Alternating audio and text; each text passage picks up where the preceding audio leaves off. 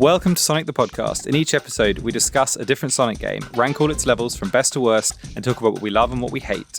On this episode, we are talking about Sonic Superstars from 2023.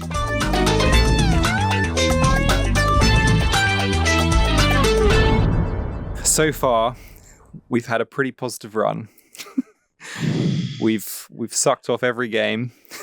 We've had a lot. We've had a lot of love. We've been real nice to the Sonic franchise. And now we're doing Sonic Superstars. Sorry about that. Pretty grim. Upfront ops on Sonic Superstars, or do you want to bury the lead? I love it. I fucking love this game. Yeah, it's a great game. Flawless in every way. Yeah. New, dynamic gameplay, not irritating at all, completely balanced, beautiful environments. Can't lie. Net negative this. You gotta dig deep. You gotta dig almost as deep as you do in that drill in Golden Capital to find anything likable about this game. But hey, wah. That's harsh, but still harsh, but fair. As we'll get into. I think. Yeah. Let's see if you feel as passionately as me. Were you excited when this game was announced and released? Yeah, I was. I thought, I enjoyed the trailer a lot. It was great. I thought, okay, what's this? This is, it starts off 2D in Emerald Hill. I think, oh boy, okay, what's this going to be? Seen this shit before. And then they jump into Bridge Island. I thought, oh, this is gorgeous. It's a 3D 2D Sonic game, which I had always kind of wanted. I always hoped 2.5D. Yeah, whatever. I always hoped that they would remaster like Sonic 1 and make it all 3D or something. That'd be so nice. But I thought, okay, this is cool. I like this. And then they showed Fang at the end. I thought, oh, that's great. So yeah, I had high hopes. I also watched the trailer and thought, okay, they're gonna, this is clearly an early build. They're gonna improve on it. It didn't change too much. And then I don't know. As more of it came out, I was a bit less excited as I saw the zones and I heard some of the music. Actually, no, they didn't leak any of the shit tracks. We'll get into this because this is a big thing for me, is the fucking music in this game. And they only released the 3 good ones because they knew. But yeah, I don't know. It was quite a big wow, I'm actually not enjoying this that much on my first playthrough. And then I finished it and thought, I really did not like that. What fun I was having at the start is long behind me and long gone, and I've had nothing like it past the 5th level. Yeah, what was it like for you? Well, so hot take, or not so hot take. I think this is the worst Sonic game I think I've ever played, or the worst experience I've had playing a Sonic game, and it's certainly the worst retrospective experience I've had. Now maybe that's because it hasn't baked enough, or I haven't had enough time to let the nostalgia seep in properly, but I returned to this game for a second time and find absolutely no fondness for it in anything like the same quantity or quality that I have for pretty much all of the other Sonic games. Yeah, and I think there are several key aspects which cause that, which we can get into as we go through. But that you can literally several.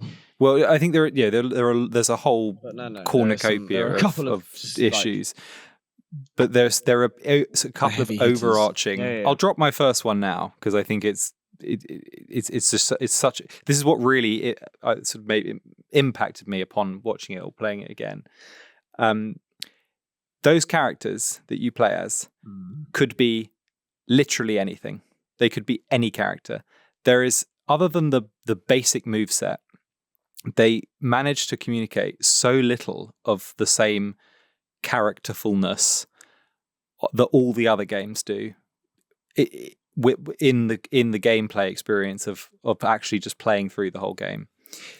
I don't. It's a difficult thing to pinpoint as to exactly why that is, because Sonic looks like Sonic and he looks nice and he's got his buddies and he's doing the same sorts of things he usually does, but somehow there's a soul that's missing from the playing experience completely. I think you could possibly blame a lot of that on the fact that Sonic Team took a backseat for its development, and it was apparently made entirely by Naoto Oshima's company, Yeah, Arzest, which the boys. clearly didn't. I mean, you just you're right, and this isn't just in the characters. This is in literally every part of this game. There is something just in honestly, in literally the soul of this game, that just is not Sonic, and it's just quite weird and isn't. It's nice. not Sonic. It's just not nice. And a lot of warm. Again, we can get into it, but a lot of the gimmicks aren't Sonic. A lot of the playstyle isn't Sonic.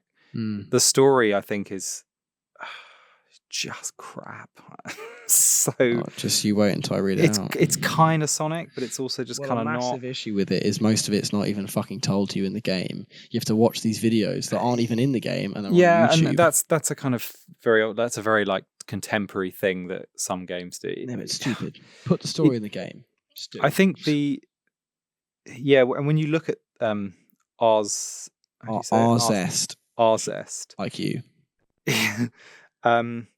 They have done quite a few Nintendo games. Mario and Sonic at the Rio 2016 Olympic Games. They did Yoshi's New Island, and a couple of other Nintendo titles. Have they done other Nintendo? No, those are the only Nintendo titles. Sorry, but they've done other games similar to that. And it almost, it's an obvious thing to say, but it almost feels more like a Mario game. In some ways, like a mid Mario game. I haven't played that. No, I wouldn't. No, having played more than you, I wouldn't say that. It just doesn't feel like Sonic. It's not that it feels like Mario. Which is why I guess I'm reaching for Mario, because it still has the vibrancy and the backgrounds, but it doesn't. You know what? It almost feels amateur. It's got a slight level of It feels like a group of developers who firstly don't understand what makes a good game of this nature, but also a group of developers who've never made a Sonic game and are trying to make a Sonic game. Well, I mean, that's what it is, clearly. Because Sonic Team only co-developed. Also, he hadn't worked. Oshima hadn't worked on games since Adventure, and even that was a very sort of, I think it's a very minor role. The main selling point of his inclusion was that he was the sort of like he was the character designer of Sonic, etc. Which is I think it becomes really, so all of this seems quite harsh, but actually what really crystallized it for me is when you have to think of games which you can directly compare this type of Sonic game to.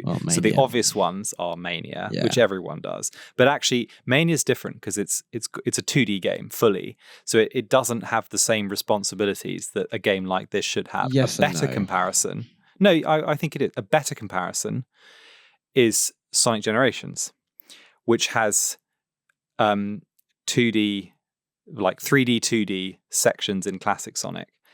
And specifically, Classic Sonic doesn't control the best in that, but it's the level design. When you compare Rooftop Run, Seaside Hill, Sky Sanctuary, etc., just the backgrounds, just to start on a surface level, with how some of these, and you have to really look at it to actually appreciate, oh my God, this is actually, that was 10 years ago. It's like the step down is enormous.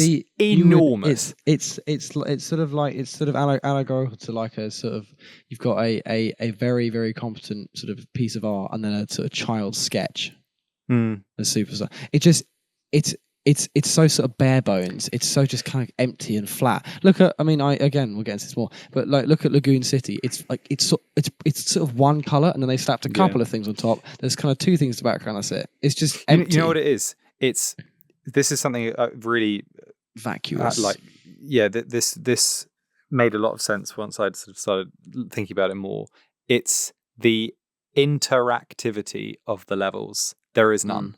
The creativity and innovation that runs through, again, let's go with the Generations comparison, of how how the levels, there's a narrative built into the structure of levels, even with things like the gun truck or the giant barrel in Rooftop Run or the orcas or whatever.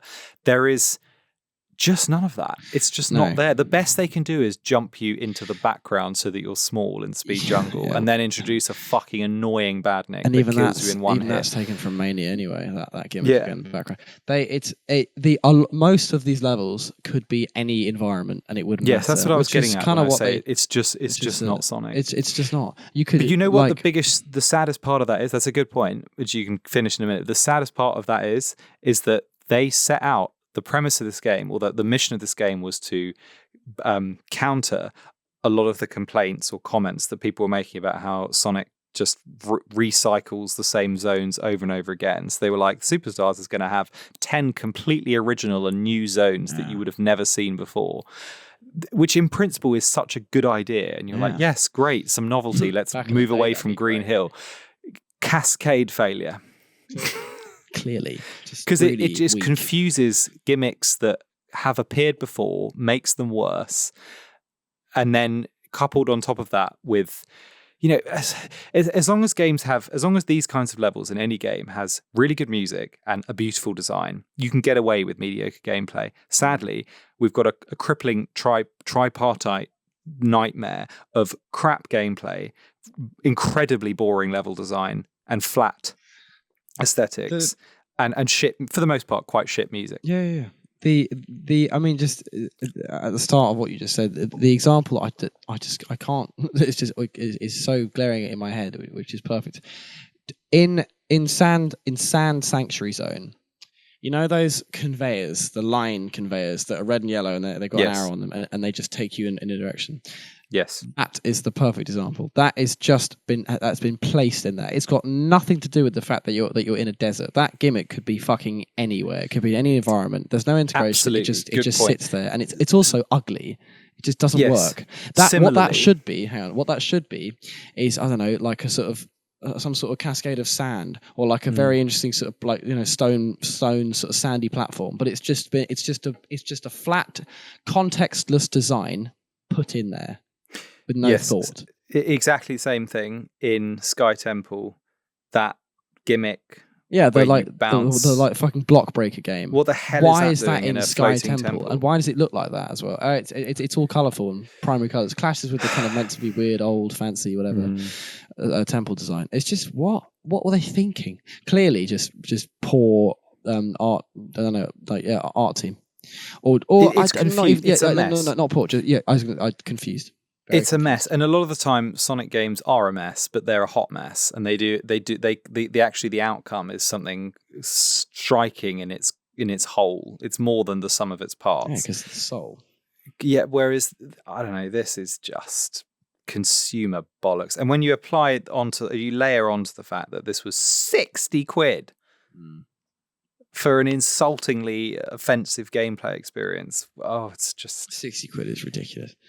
So there are some things that you can praise, which we will touch on. We'll find. And I think, but a lot of the things that I want to say that are positive about it are caveated with if they'd made the whole game like this, or if they'd shifted it instead of trying to be a family-friendly co-op kind of kids game, but throwing in probably the hardest boss fights the franchise has ever seen, with counterintuitive controls, lack of help, and instant kills littered throughout the whole game. It doesn't make sense. It's an incoherent mess of decision making that amounts to an incredibly unfulfilling experience. Exactly. But I mean, that's a good point. I mean, what the they justify this price tag by by sort of saying that it's like a, I don't know, whatever sort of 15-20 hour game. The only reason it's that is because of how fucking long you have to wait for things to happen mainly in bosses. They pad for time so much by just having these ridiculously long cutscenes, openings, and no checkpoints. So which means that every boss, in certain bosses, every boss lasts a bit longer than it should, which makes it just horrible to play considerably. And then again, Trip's story, which is I don't know. It's meant to be. I mean, yes, it was modeled after like sort of Knuckles' story from Sonic 3, which was very similar, but it had many differences, enough to keep it interesting. Trips was literally the same with more enemies, just worse enemy placement, harder, and just exactly the same, and then a fucking I can't even final boss. It's just exactly. Let's just sit this out.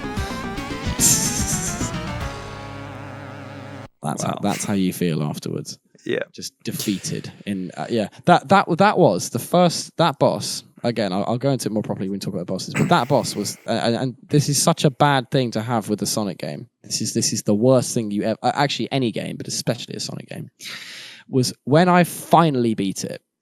I'm talking about the Fang boss, the massive Fang robot at the end of whatever he's called, at the end of Trip's story, which is just the hardest thing I've ever done in any Sonic game. When I beat it, I felt no satisfaction. Usually, when I get frustrated at a boss or a Sonic thing, and I get through it, I think, oh, you know what, I could do that again. Actually, that was fine. Now I've done it, I could do it again. That one, I felt nothing good. I thought, thank fuck, that's over. I'm never doing that again. Not like, okay, now I understand it. I've got good at it. I could do it again. No, I just thought it was pure relief. It's just a really shit feeling. It certainly to feel. doesn't encourage. And that happens in different parts of the game as well. You don't finish a level.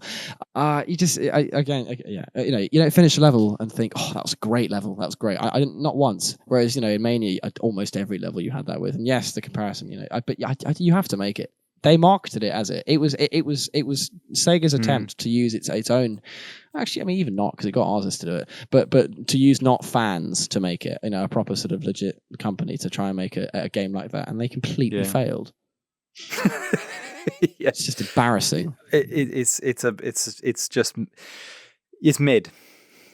But it's worse than mid. But it's so average, it's bad. I think because it's not bad, but it's bad because it's so average. I know. And so many Sonic games, like sort of, I don't know, the ones that people do think are bad. This is kind of what you've said already, but the ones that people do think are bad are bad in sort of aspects that aren't that don't mean the whole game is bad. As in, you can still find redeeming parts, like like a nice art style, nice soundtrack, nice feel, nice story, nice places, nice characters, nice cutscenes. But and then the gameplay's bad. It's just that isn't here. There's no overarching big strong redeeming thing of like at least it's this or at least isn't that. Every aspect that should be good in this game isn't, or at least isn't up to scratch. Okay, yes. I'm going to curtail your rant because there's more to say when we get into specific levels. But I completely agree. And safe to say, neither of us are particularly hot on this game. I think it's... As if it wasn't. But I'm going to try and make an effort to talk about some of the things I do like. Because there are some things I do like. Yeah, of course. But overall, it's a bit of a shit heap. Let's do the questions. Let's crack on with our questions. Right. The quiz. I have one question I'm going to ask you first. You ready? Yeah, do a question first. Okay, this is really easy and you'll know the answer to it, but I'm just going to chuck it at you anyway. It's also good to just situate it. It's a useful talking point. In the Sonic canon, when does this story take place? This is also my question, man. For fuck's sake. It's got to stop having this. Between Mania and Adventure, I know where you saw this from. Everyone knows this. I know, but I actually didn't know that, and I thought, okay, I know, same. I thought that's cool. I'll ask that. So that happens after the Phantom Booby shit, and then before he goes modern, he turns modern, which is pretty weird. And so this is the before last he hits puberty. This is technically the last game before the last story before Sonic becomes modern Sonic. Yeah, somehow. He develops a ability to communicate verbally. A bit of a personality. Yeah. Well, no. Well, no, he loses it. No. He loses it in Superstars. This is like completely changes. This is like his prepubescent. It's like incredibly his boring. He's like an irritating 12-year-old with no personality that just doesn't have anything to say. He's just finding himself. He's sort of dipping in and out of things, but he just can't tell what he likes. Yeah, and then he breaks out into the most after a really, really tough time fighting some horrible battles. Fighting some absolute shit. This game is in fact a metaphor. He comes out as a he comes out as a sort of like cool, edgy, snappy teen. It's great. Yes. Yeah. All right. Well, since that was also your first, would you want to do your question? I'll do my second question. Okay. What is the name of the Eggman vehicle that Trip pilots in Frozen Base Act 2? And what game was it seen in first? What was its first appearance? Do you know this? Fucking hell, I can't even remember what. So in Frozen Base Act 2, at the end of it, all four characters get into just an Eggmobile, a normal one. But when Trip does it, she gets into a different vehicle. Do you know what it is? Isn't it Egg Robo's vehicle? No, I don't know. What is it? It's the Egg Scorcher Mark III, which is from... What the fuck is that? Which is... You will know it. You know the blue his it's the thing that you fight in Sonic. I actually don't know when in Sonic 3. It's in Sonic 3 at some point. Hang on, let me just check. I thought it was in Does she fly it around Act 2? Yeah. Oh, that's thing, what she's the flying. blue thing. Yeah. When the fuck is it in Sonic 3 again? Oh yeah. In I do recognise that. Angel Island. Yeah. Isn't Eggman in it? Yeah. He's in it. Yeah. Does he cause the forest fire? Yeah. In that thing. Yes. Okay. That's Had I looked I at thought it so. before you asked the question, I might have been able to guess that. It does look familiar. Yeah, I do like that design. That's cool. It's it's a nice callback. There's good. Something I like. That's actually quite interesting. That redeems it. Shame it then goes into one of the shittest levels ever made. But go on. What's your question 3? Question 3. I swear if this is the same as mine. This won't be. This is I'll do. Okay, no, I'll do it. I've got quite a long one, but then I'll do that last. So my question 2 is: how many hits does your favorite boss in the world take to kill? I should know this by now. Phase 1 and Phase 2. Yeah, given how many times you did it. Phase 1's 8. Yeah. 6. 6. Okay. And then Phase 2 is 8. Nope. 12.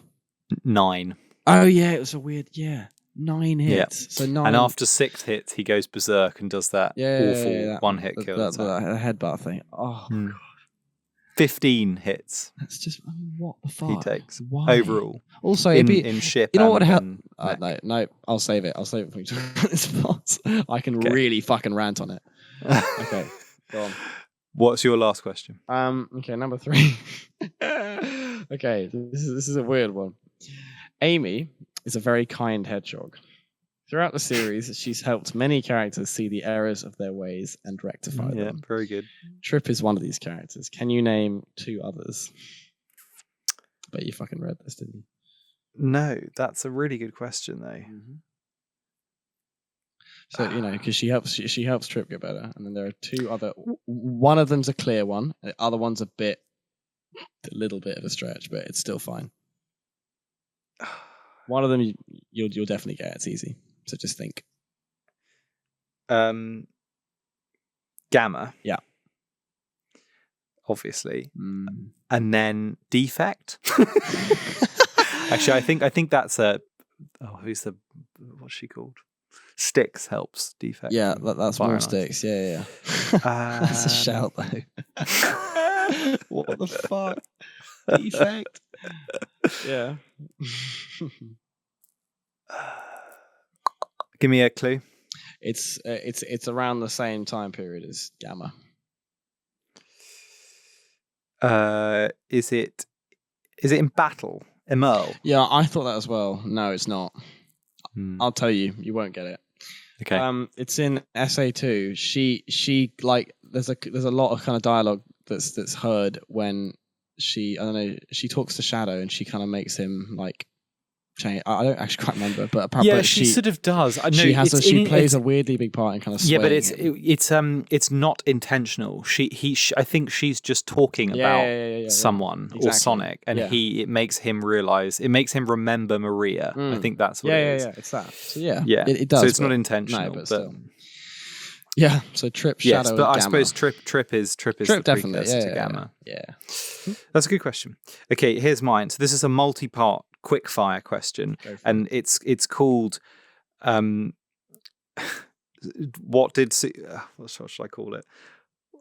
How Superstars did it worse. So I'm gonna tell you a zone, and I'm going to tell you an aspect of that zone or a gimmick in that zone, and I want you to tell me another aspect, another point in the franchise where this gimmick or feature has appeared when it was done better.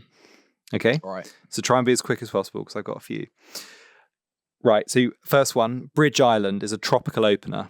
When have we seen that before better? Neo Green Hill. Very good. That's per our last step. Yeah, I mean, I'll take that. There's also Bridge Zone, Emerald Coast, Seaside Hill, etc. Those are all kind of... The closest comparison is probably that.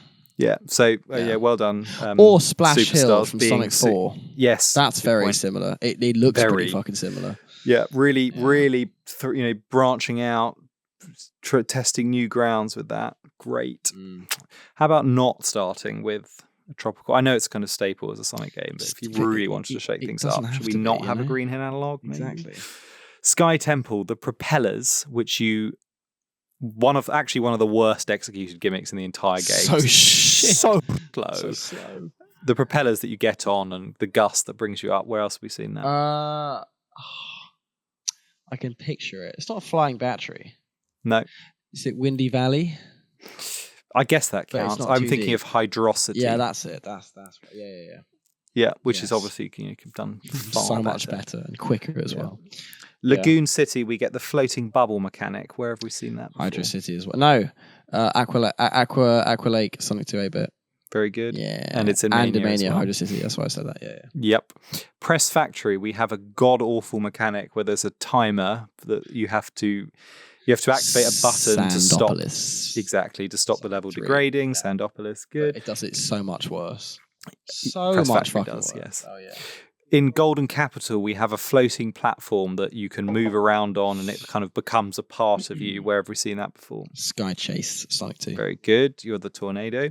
In Frozen Base, we have... honestly, I'd say Superstars controls better with that. Nearly. No, but with Sky Chase, you have the constant worry that you might just fall off out of nowhere. I do hate whereas there's bit. no way you will in that one. I would say Superstars did it better there. Just in that one. To be fair, that's probably correct. However, counteracted and destroyed by the fact that part of the level is probably one of the worst parts of the game. It's awful. And goes on for at least Sky Chase is a quick hit, whereas you're stuck doing that for circa 10 minutes of pure pain. Exactly. Frozen Base, you get these conveyor belts which you can change the direction of using this kind of ball thing. Where have we seen that before? Yeah, this one I really don't know. I had to think quite hard, but I know I can. There is a specific thing where you can change the direction. Oh, I know. Oh, fuck, that's great. Quartz Quadrant. Very good. How the fuck did I get that? Well done. Nice. Good. Nice.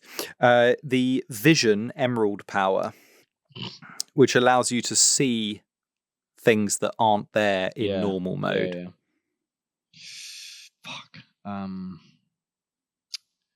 Oh, that's SA2.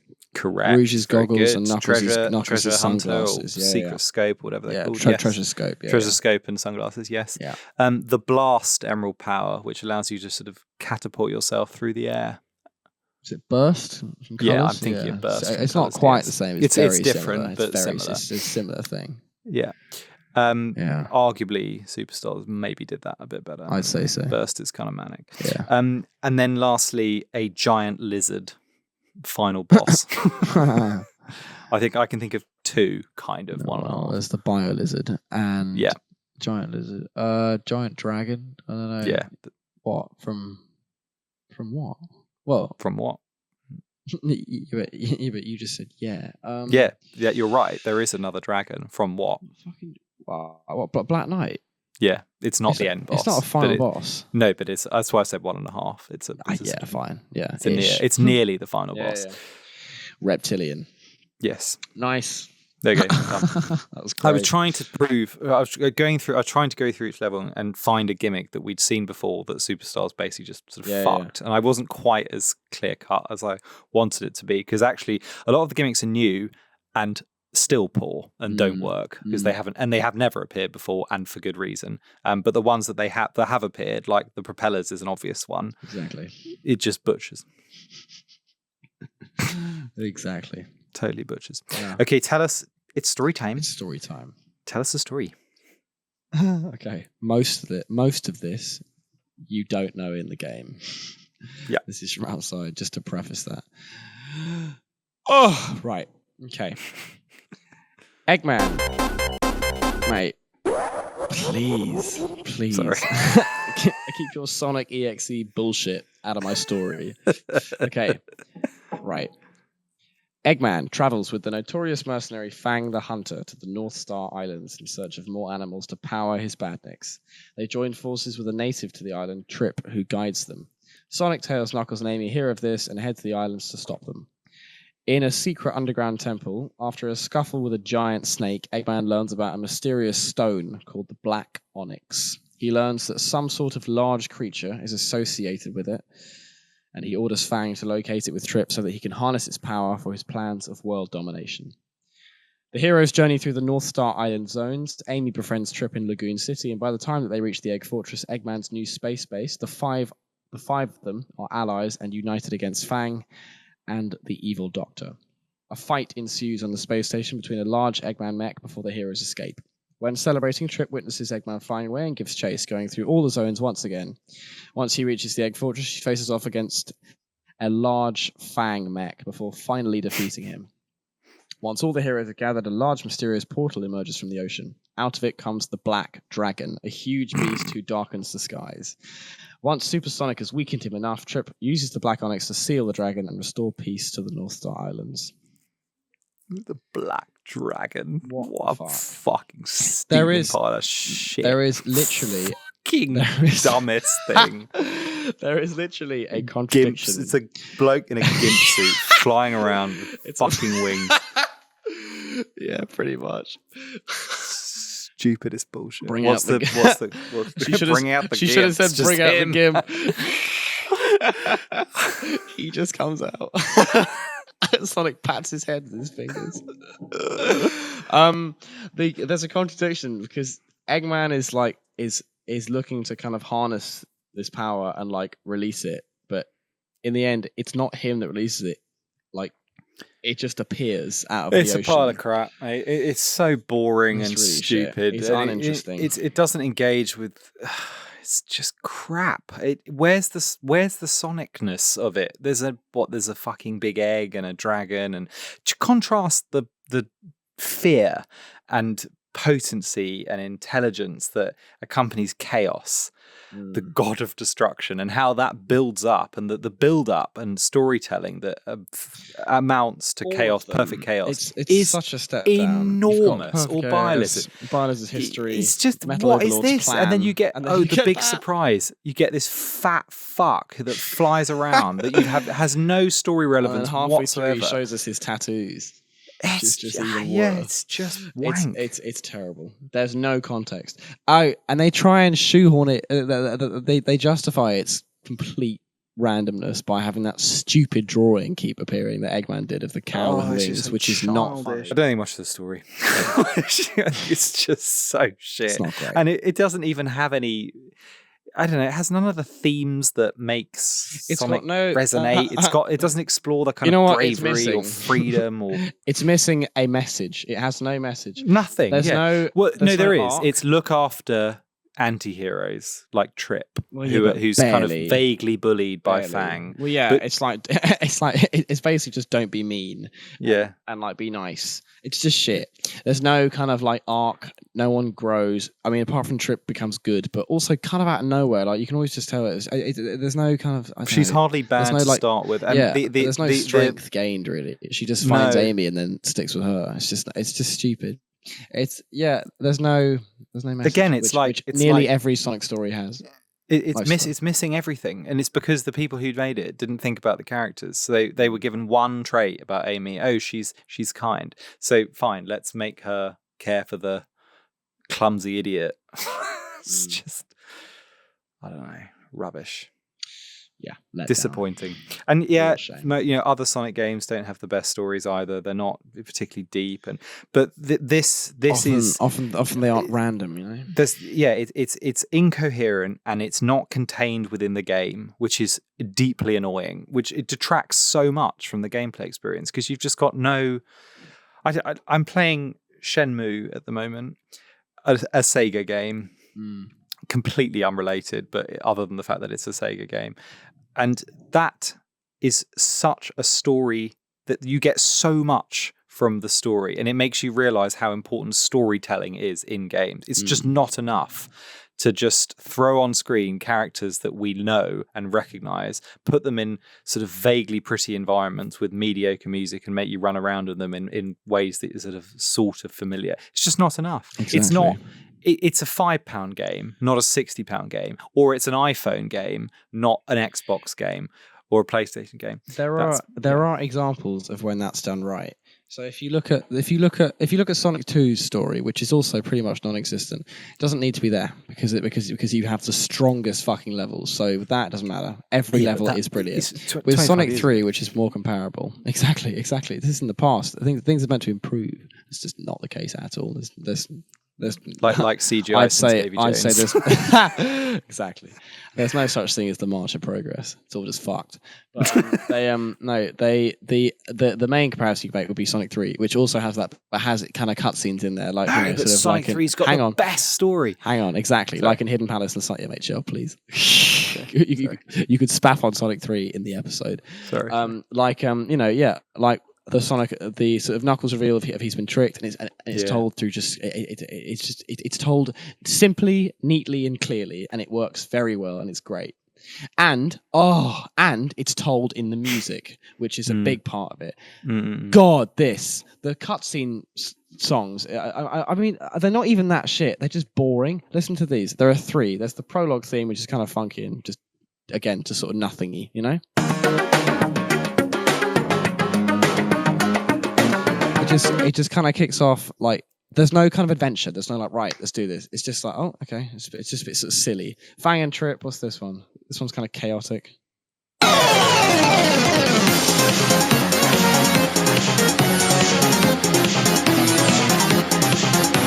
don't know. This one. Which is Trip's friendship.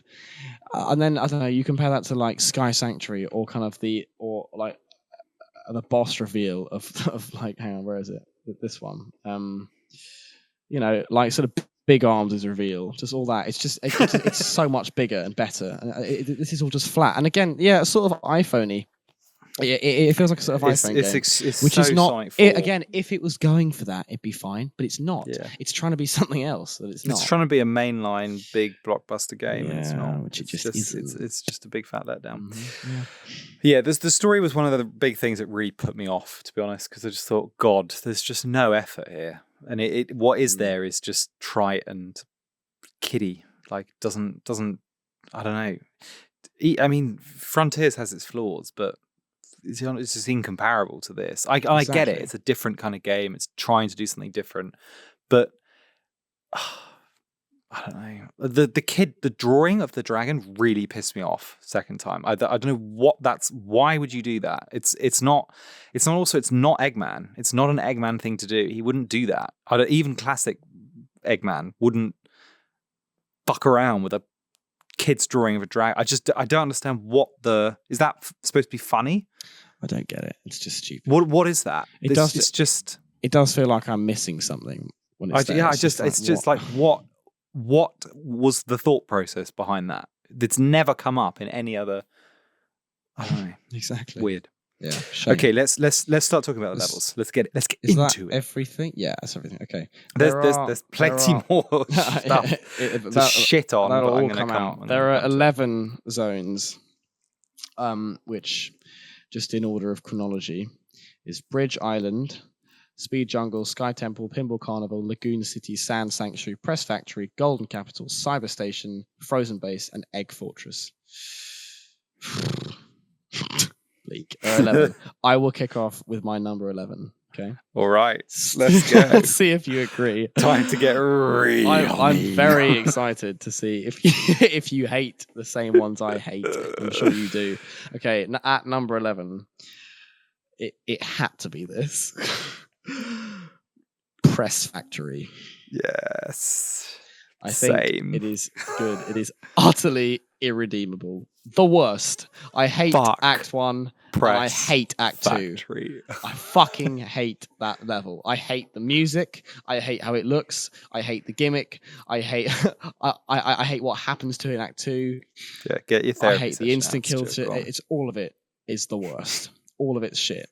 It's just crap. And it's so frustrating and unfair and boring and unimpressive. I all of it. The only good thing that I like in it, I'd say, is the background of Act 2, which I think is honestly the best background in the entire game because it's actually got it's got some layering to it, and it's got some things there. It's not just they had to put it's not just a low sort of like JPEG one color shape, which is what's in most of them. Yeah. So Yeah. in Press Factory Act 1, it's a very gimmick heavy to its detriment zone. Yeah. In Act 1, you've Hence got the the name. giant machine that's firstly in the background, which is actually really fucking annoying. Because if you think about it on paper, I don't mind that. When I first started playing it, I was like, okay, that's actually quite an interesting. That could lend itself to quite interesting gameplay variations where it inverts. How do you say it? Like it sends you down routes you probably wouldn't want to go on. But oh my god, it isn't fun at all. It's just irritating, and because it's in the background, a lot of the time you can't necessarily see. You just want to get on with the level, and you can't see when it's going to hit. The rhythm is, yes, it's consistent, but I don't know. It's so repetitive and relentless that it just becomes a recurring nuisance rather than a recurring challenge. And in Trip Story, oh my god, it's like once every 3 seconds, so it makes it so painful to continue with the level. The only thing about it that I like, well, no, you didn't like this. I like it being in the background. I think that's quite. I think that's a clever idea to have it there and to have something else. The idea's good. No, exactly. And to have something else to focus on in the background and look at. I think that's. But exactly, it's done terribly because what it's doing is just boring such shit. a pest. It's just a nightmare because you try and jump. Oh no. You've just jumped too early, and then you fall know off. It's just what? It's not hard. It's just unfair. I'm trying to think how it maybe could have worked, and you'd have to do a lot. You'd have to change a lot within the level. But one thing that would really help, which I would say it consolidates this as one of the worst levels, is fucking get rid of those badniks. What the fucking the blue jellyfish, the octopus things with the spikes on top, and then they switch. You can't kill them. You can't avoid them. And if the level's going to bounce, if the game designers decide to make a level that bounces you every 3 seconds up in the air uncontrollably forward or backwards, having an enemy that will hit you regardless of where it is, or whether you hit it in one way or another, is a really bad idea. They're horrendous. I hate them. And the hitbox is so sensitive so you can't really avoid them. And don't have loads of spikes, and make the level, empty out the level a bit so that there's less shit to deal with, or make the press less repetitive. They called the jellyfish mecha, and they're bitches. Fuck that. They're also in far too many acts. Yes, they are. They're in all the acts after that. They're just reused. Press Factory, and they're a total nuisance. You know what would be great? And I honestly think would make that gimmick work is if you could activate it whenever you want, because it would be a sort of one act thing where you could press it and a bit you like could Fire reach, and Ice. With the hot and cold thing. Yeah. Like you choose how to interact, exactly. and it makes interacting with the environment much more engaging, rather than it fucking more you. interactive, because you're actually you're in the level and you're controlling it, and then you're bouncing up down. You can use it. It'd be so much better, but it just happens on a rhythm. Again, just a bad idea done badly. It's all wrong. It's an interesting idea. It doesn't work. It's an idea, but just done terribly. Catastrophically, it just doesn't work. It doesn't work at all. It's just annoying. You dread it. You don't look forward to it. It became bad at the first hurdle. They had the idea and thought, how can we do this? And it's okay, no, it's just done wrong. It's just shit. And then and then Act 2. Hang on, wait. Before we get into Act 2, just listen to this, mate. Just listen to the like fucking slap in the face. After the banger that is Sand Sanctuary, you then jump into Press Factory and hear this.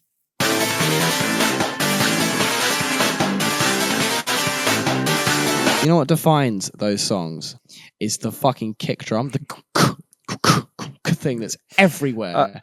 Now's a good time to just the soundtrack is like a lot of things in this game, a mess, because it's probably the most inconsistent in terms of quality. It goes from actually really good, so Bridge Island, Sand Sanctuary, Speed Jungle is a cracker. Pinball Carnival, all great.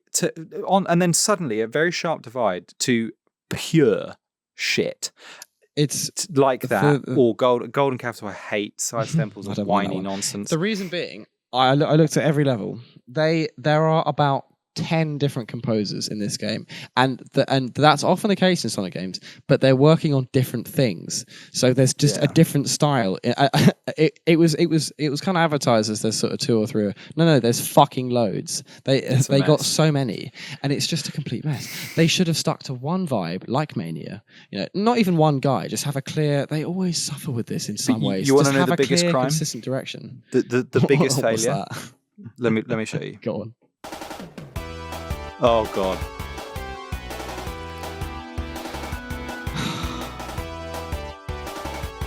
Mate, please. Oh, and there we go. And let's go again.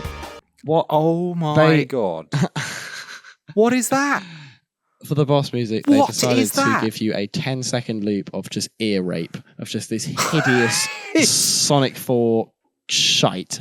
And because of how long these bosses are, you have to sit through it. Why would they do that? Why would they think, this is a good idea, let's have a crap loop last for our half-an-hour bosses? What the fuck? I'm sorry. Just compare it to this. I was about to say, why can't you give us a banger like that?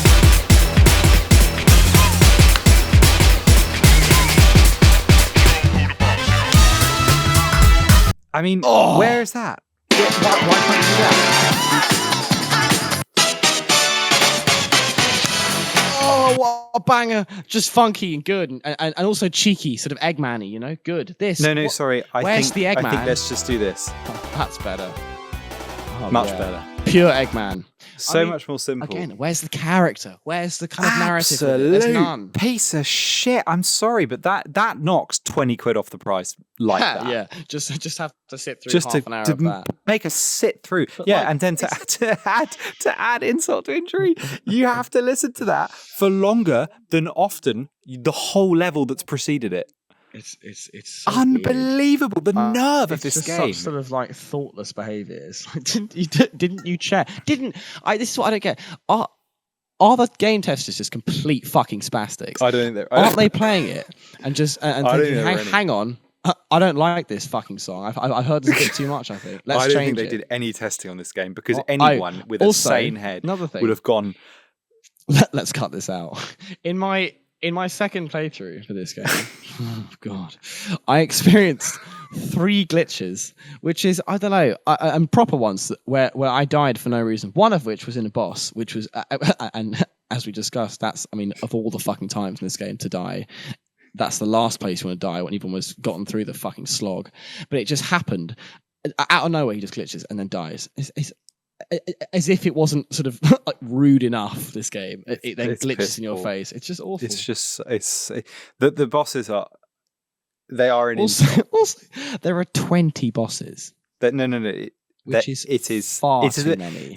I at the beginning of the pod, I said there are some issues with this game. There are some primary issues. The bosses is the biggest problem. No, this is by far the biggest issue. By far. It eclipses and ruins the gameplay experience. Let's talk about the bosses when we talk about the bosses. We're still... It's like, I know. Press Factory. All over Press like Factory. Act 1. No, Act 2 yet. It's like one big boss rush. Go on. Okay, Act 2. Act 2, honestly, I'd say is even worse.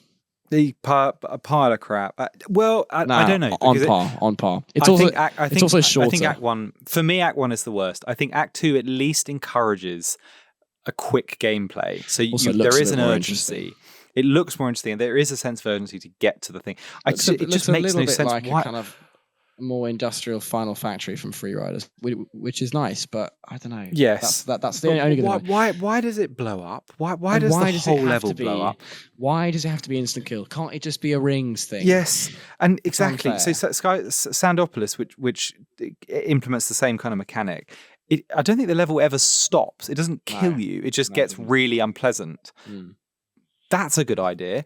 Couldn't a tester gone, rather than having the whole thing fucking explode, why don't you implement a mechanic where, I don't know, the base floods or just something else happens rather than it blows up? This is the problem. Or, I don't know, sort of, okay, so 2 things. This is the problem with... Fuck, I forgot what I was going to say. Okay, the first thing. They should... That's so annoying because this is a great point.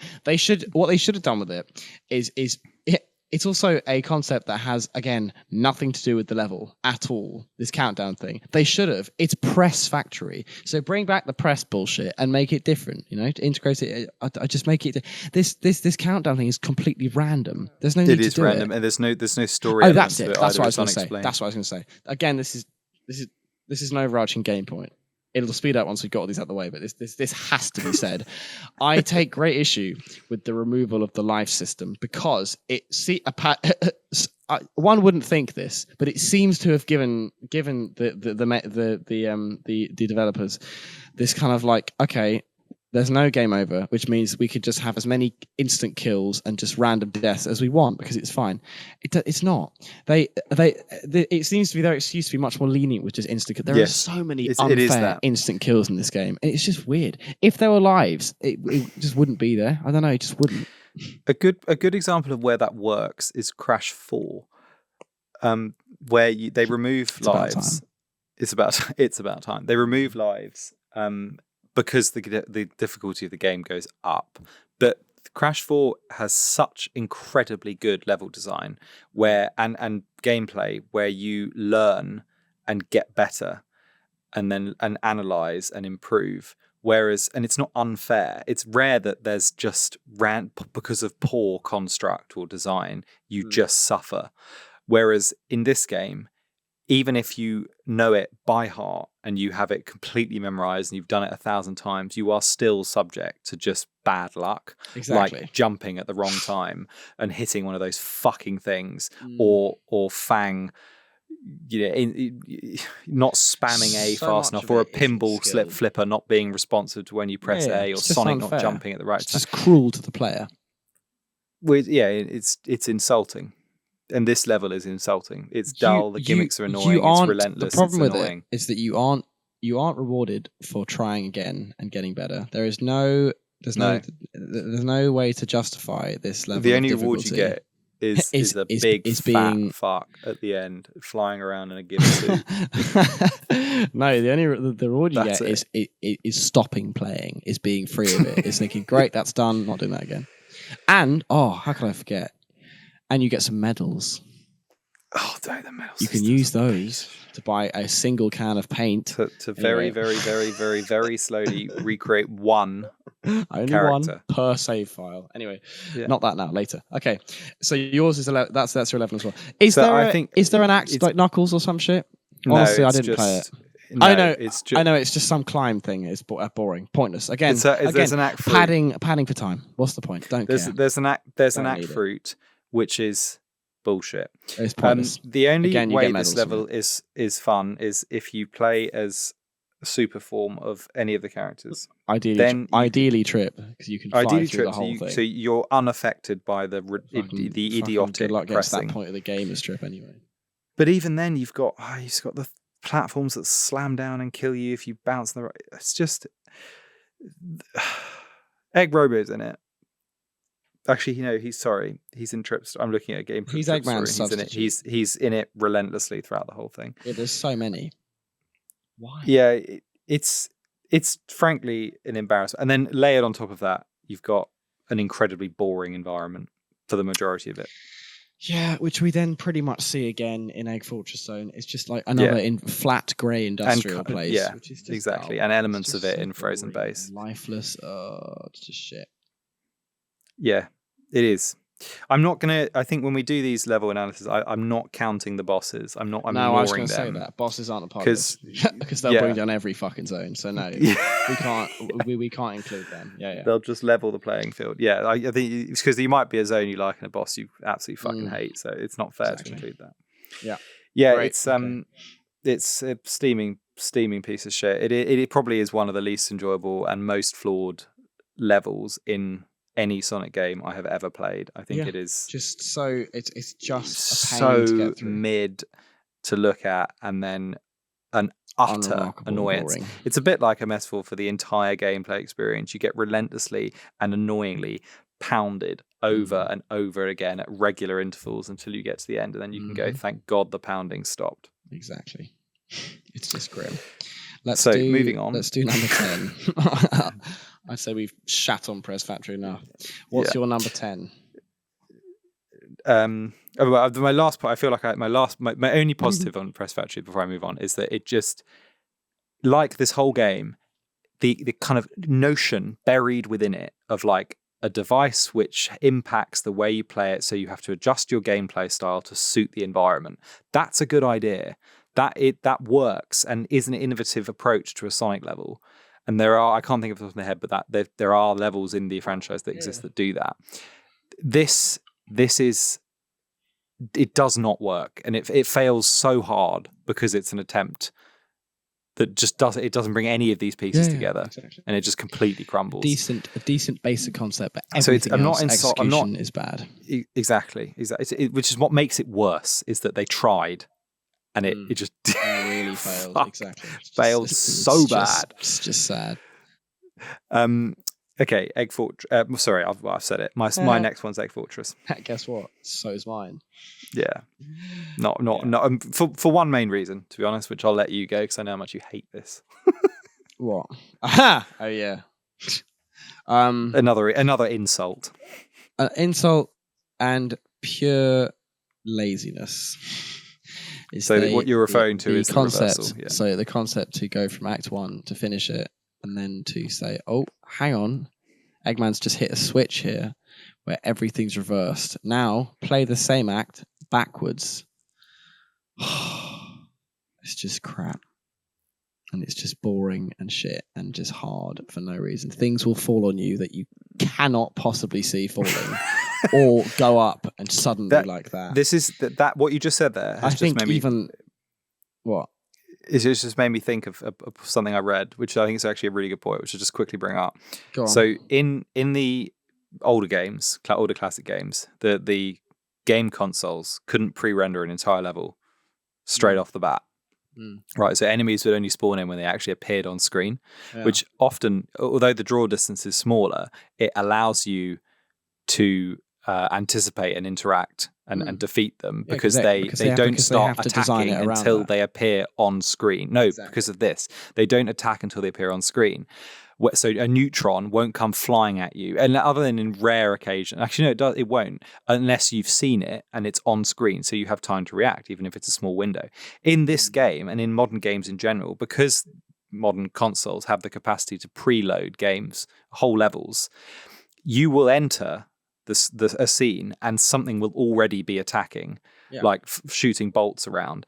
And because of the way those enemies are, and because of the way the levels are designed, often you have no hope and you'll get hit. And because the hitboxes are so sensitive, you're going to get fucked anyway, which makes for the whole gameplay experience to be so irritating. So in this level, there are those green things that fly around and shoot. They're already doing that before you get there, which means you're liable to just be hit. And there's nothing you can do about it. You cannot react fast enough. Never have I lost so many rings in that act. And also because the hitboxes, they are so sensitive, so sensitive.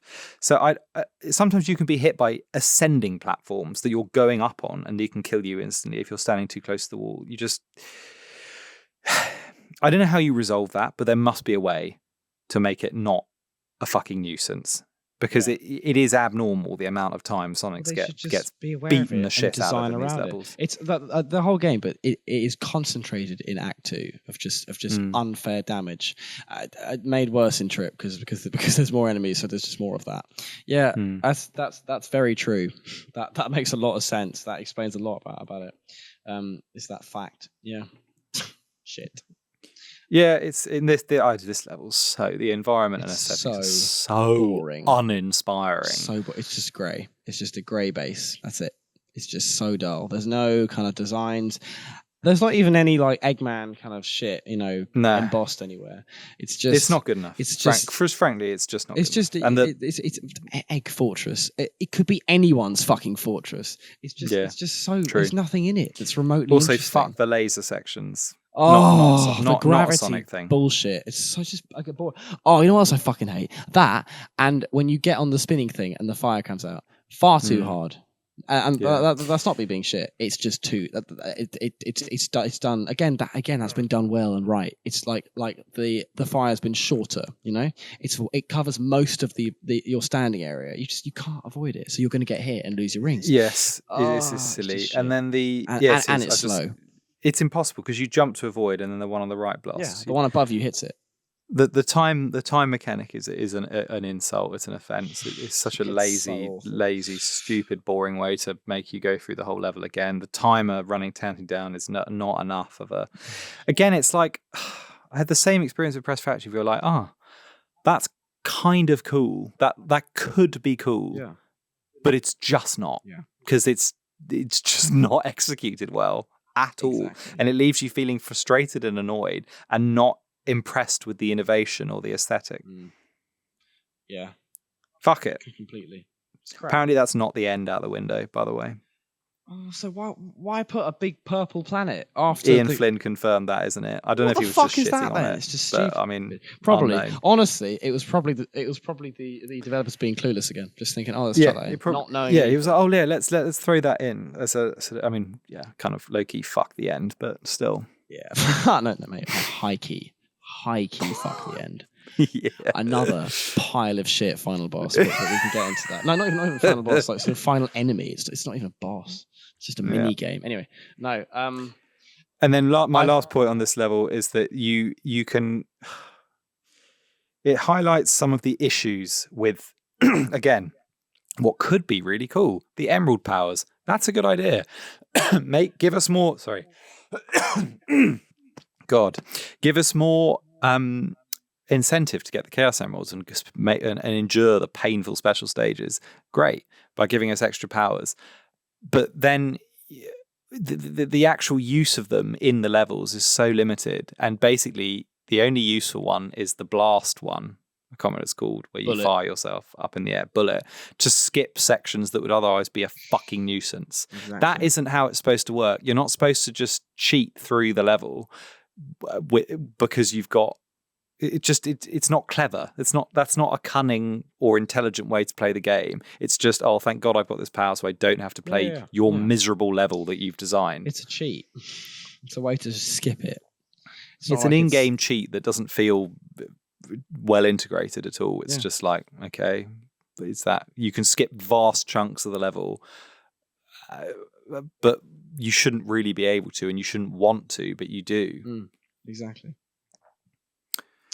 It's a bit like there are those powers. Honestly, I think these are better. In one of the slightly weirder parts of 06, Sonic 06, you get those gems you can buy from the storekeeper, which you can put in your shoes, and it gives you powers that are linked to each gem color. It's kind of a similar concept. One of them slows down time. One of them speeds him up ridiculously fast.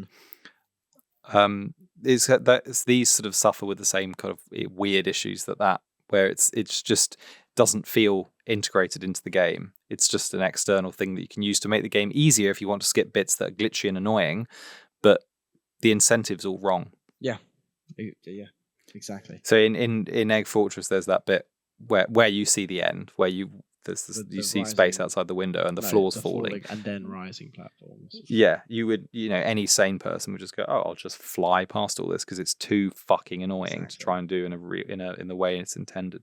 Yeah, exactly. The only thing that's all I've got to say on that. I do quite like how the base looks on the outside. I think it's quite a sort of interesting shape. It's a sort of base in bucket. Yes, it is. It's distinct. Weird, yeah. Yes, it is interesting. Thank God they didn't do another death. I know. Imagine that. I know. Yeah. That is it. But you see that for about 2 seconds at the start. Yeah. So yeah. No, crap. I agree. Okay. My number 9 is I have put Sky Temple. Okay. I don't know. Very, very average, this one as well. Weird music. Actually, the music sums it up perfectly. It's confused. It's such a confused music. Let me just jump you like I'm going to jump you through this song and listen to how much the kind of like the sort of the timbre of this song changes. The sound texture. Yep. Every fucking 10 seconds, it's a different thing. Listen to this.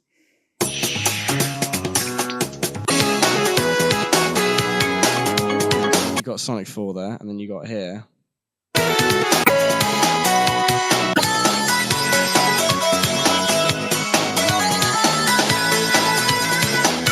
This weird shit here, and then you've got this like jumpy crap.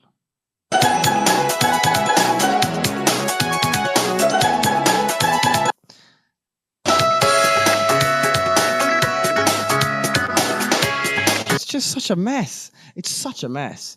And there's some really weird flat bits in it that aren't great. And it's just it's not fun to play. The wind section at the end is just a pain, and I don't know. You're so when I play it, I'm just thinking, oh, I fucking hope I don't fall off, so I don't have to do this again. It's not fun. They have something like that in Crisis City in Generations, I think Act 1, which is just again a bit more okay because it's just done better and it's fine. It's more lenient. And also you're just more zoomed out. You can see, so I don't know. It's easier. It's just done badly. The design, I guess, is quite interesting. I quite like the patterns on the rocks. I like the kind of plants. I like the red propellers. But as we mentioned earlier, then you're thrown into this like weird sort of retro mini game with flat colors that clash with the kind of soft stone, which you do, and then you just throw it. And then there are sort of like weird transparent lifts. That you go in? A complete mess. It's a confused zone. It is a mess. Yeah, the wind, as you said, the wind is crap. It's far too slow. It's so slow. Also, you sort of can't like jump off it properly. Usually, I mean, it doesn't make any sense physically, but I mean, normally in Sonic games, you can jump off the kind of wind that you're floating at, and it's just good. You can't really, I mean, you can, but barely. Just really kind of just very, very low average. Not like a shit show, because the place is kind of interesting, but that's just it, really. Again, like so many zones, quite unmemorable. Yeah, I completely agree with all that. I have put it a little bit higher, but not much, and only because I think there are worse offenders. Yeah. Elsewhere. So, have you got anything else to say on that? I've got some more bits to add to it, but add to it once you get to it on your list. Yeah, that's what I was going to do. So my number 8 is nine, Golden. Number 9. Sorry, 9. Golden Capital. Mm-hmm. Actually, very similar things to what you said. So this level pisses me off because this is, I think, no level has more wasted potential than this. For two main reasons. Firstly, on paper, this could be something genuinely new, a bit like Colosseum Highway or that's the only analog I can think of. So just something that's actually we haven't seen before in a Sonic game that has a sort of vibrancy and a potential and a bit. There could be a story interwoven into it. 'Cause it's an ancient ruin, whatever. But it's a mess. It's an ugly, garish, disgusting mess. What is it? Is it a castle? Is it a Mayan temple? Is it Roman? Is it a casino? So that's one problem, the disgusting aesthetic nonsense that's going on. And I think the reason it's such a mess is because I read about this zone. They brought it back because they found a concept sketch that they were going to include in Sonic 1, and they thought, but it's just underbaked. That's it. That's not enough to justify the framework and infrastructure of a zone. Oh, look, people will get excited because we brought back and resurrected a ditched concept that we didn't decide to include, added nothing to it, and then chucked in a load of random gimmicks from other levels. Hence my second point. The pinball shit is just awful. They make the bumpers a means of moving through the level, which they're not supposed to be, and they're already annoying. You tend to avoid them or want to move on from them whenever you encounter them in other levels. But in this one, they drag out. You don't get to the interesting bit, which is the lava, I suppose, right up until the end. And then when you do, it's the worst, but I'm counting that as the boss. So there is a small section where you just fly around before Fang appears, I think. That's still kind of annoying and not great. So what is it? It's just it's another underbaked, poorly executed, good idea that becomes a complete mess. It's ugly. It's rare you actually say that about a Sonic level because normally there's enough sort of vibrancy and interesting bits in there that you think, oh, that's cool. Golden Capital is just pure waste. Could have been great. Could have been interesting. Could have had some cool concepts. Could have had I don't know. They could have built on the gold somehow. Picture it in Mania, how good it would look. Yeah, because exactly. they make it look brilliant and just bright and fascinating. And interesting. Exactly. And lively. And it's a very dead place. It's soulless. It's my number 8. So I can. So once you finish, I will say. Okay. Well, I've nearly finished shitting on it. When you look at the background, it's at the start. There's a kind of temple structure. You think, oh, okay. That was my reaction when I first saw it. I was like, wow, that's really cool. There's no building on it at all. You just and the gimmicks in it are so bad. I think I hate the gold. I just hate it. I think it looks so ugly. The checkered thing doesn't work, and you get those stupid sliding platforms that you have to navigate across, and it looks like, I don't know, it's just a failure fantasy fusion crap. I don't like it at all. Yeah. I'm a little higher on it. Not really, because it's my number 8, so it's only one above you. Of where you put it. I don't know. While I agree it could have been so much more and so much better. So much more.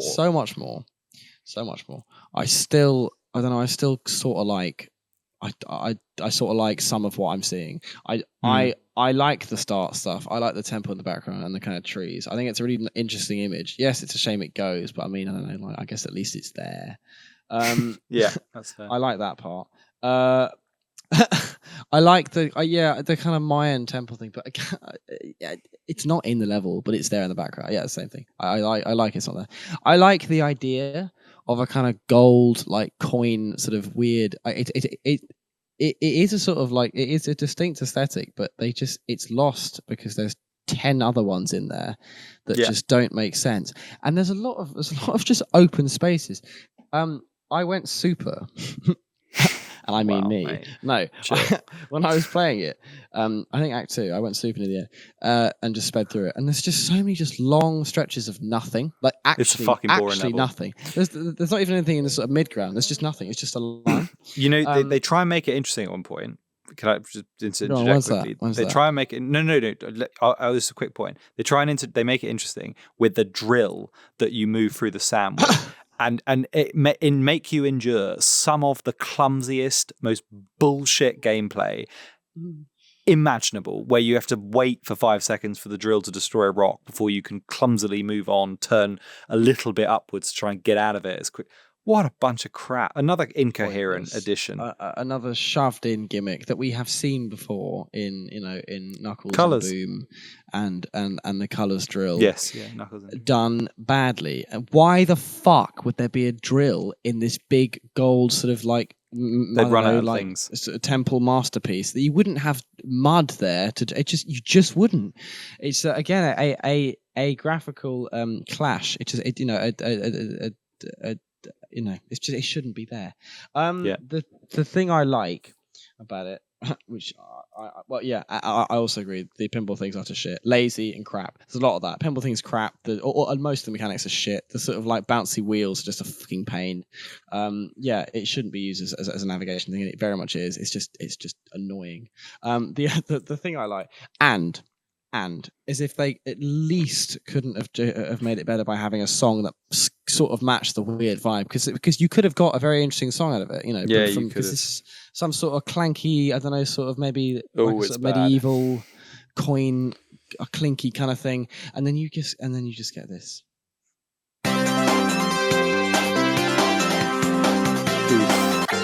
The same shit we've heard 100 times. The only bit I like, which is in the Act 2 song, it's because I checked, it's because it isn't by Jun Sunu. All the worst ones of that ilk are by Jun Sunu. Of the Sonic 4 sound font are by him, which is, again, just to say, this is all I have to say. He went from 2005 Shadow the Hedgehog, a masterpiece of song like Gun Fortress, Lava Shelter, all that good shit, to that. What the fuck happened? How could he? Because he's clearly so talented. I don't know. Then you get that. I don't know if they were like, oh, really try and make it like it's I don't know if a we can, 1998. I don't know if game. we can blame him fully. I'm sure a lot of it was sound direction, because I'm not saying he's shit now. He still makes good things, but come on, just come on, make something better. I don't get it. He clearly can't make 2D Sonic music. I don't know why they think he can. Get Ski Slopes. He's the him on goat. the 7th on the 3D Listen stuff. to this. This is Act 2. This is the one part I like because it's reminiscent, which I've always been fascinated by for some reason. The final fight boss theme from Sonic 3D Blast Mega Drive version. No, Mega Drive? No, what's it called? Yeah, Yes. yeah, that version. There's a bit of the song that I just love because it goes quiet. This does it as well in Act 2. Let me find it.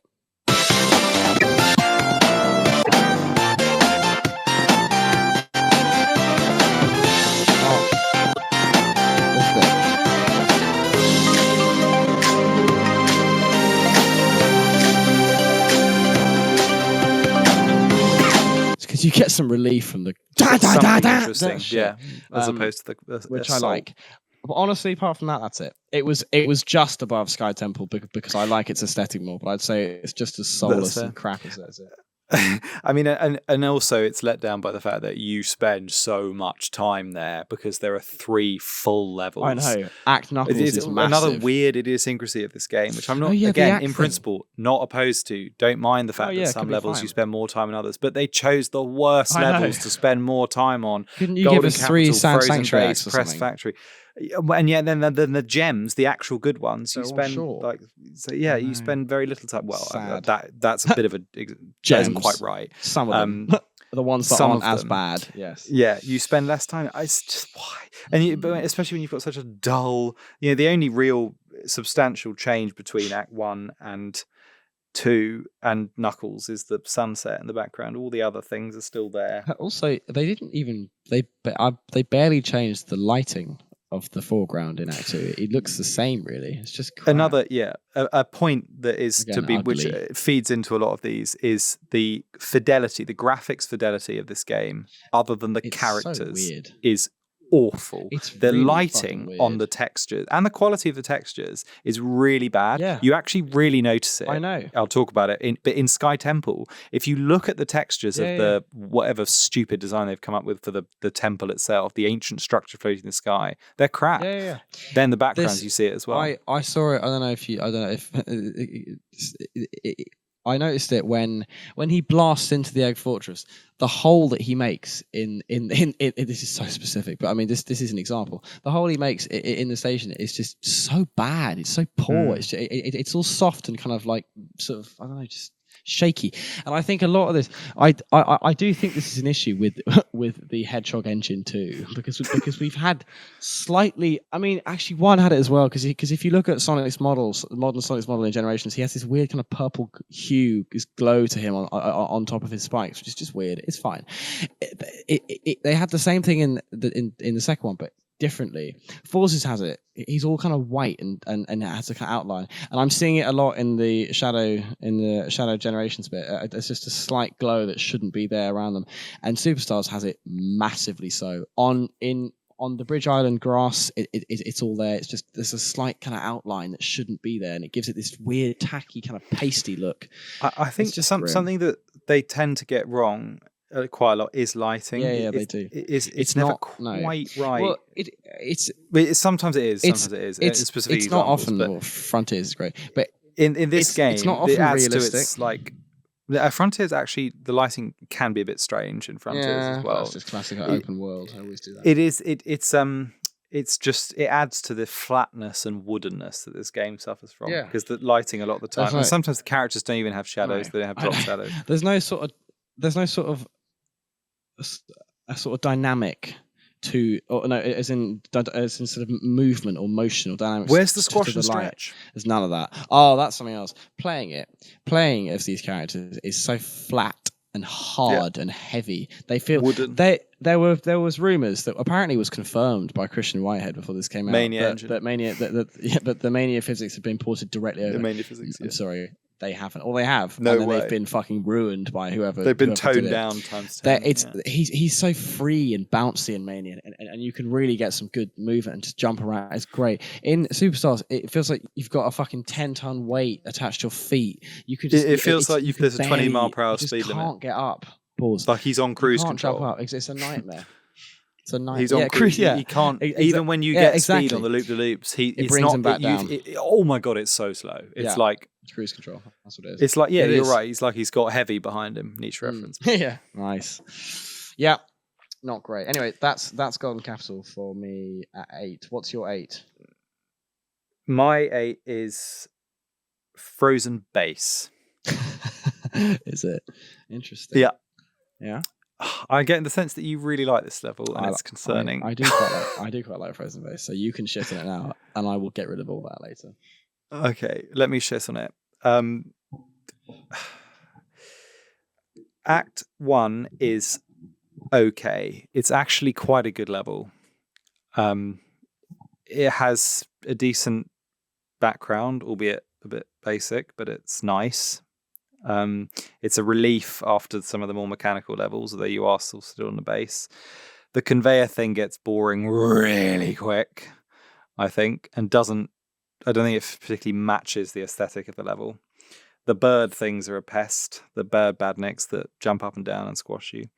Honestly, the best thing you can say about it is there's layers of trees in the background. I'm not particularly moving through it and triggering the direction of the endless conveyor belts. It's not enough to really warrant being an enjoyable level. The most interesting aesthetic part of it is the cave that you fight the bird in. That's quite cool. You don't tend to go in ice caves in Sonic. It's nice. I like that you see the egg fortress in the background. That's cool. The level starts to indescribably collapse at one point. Fine. Act Tails is mid.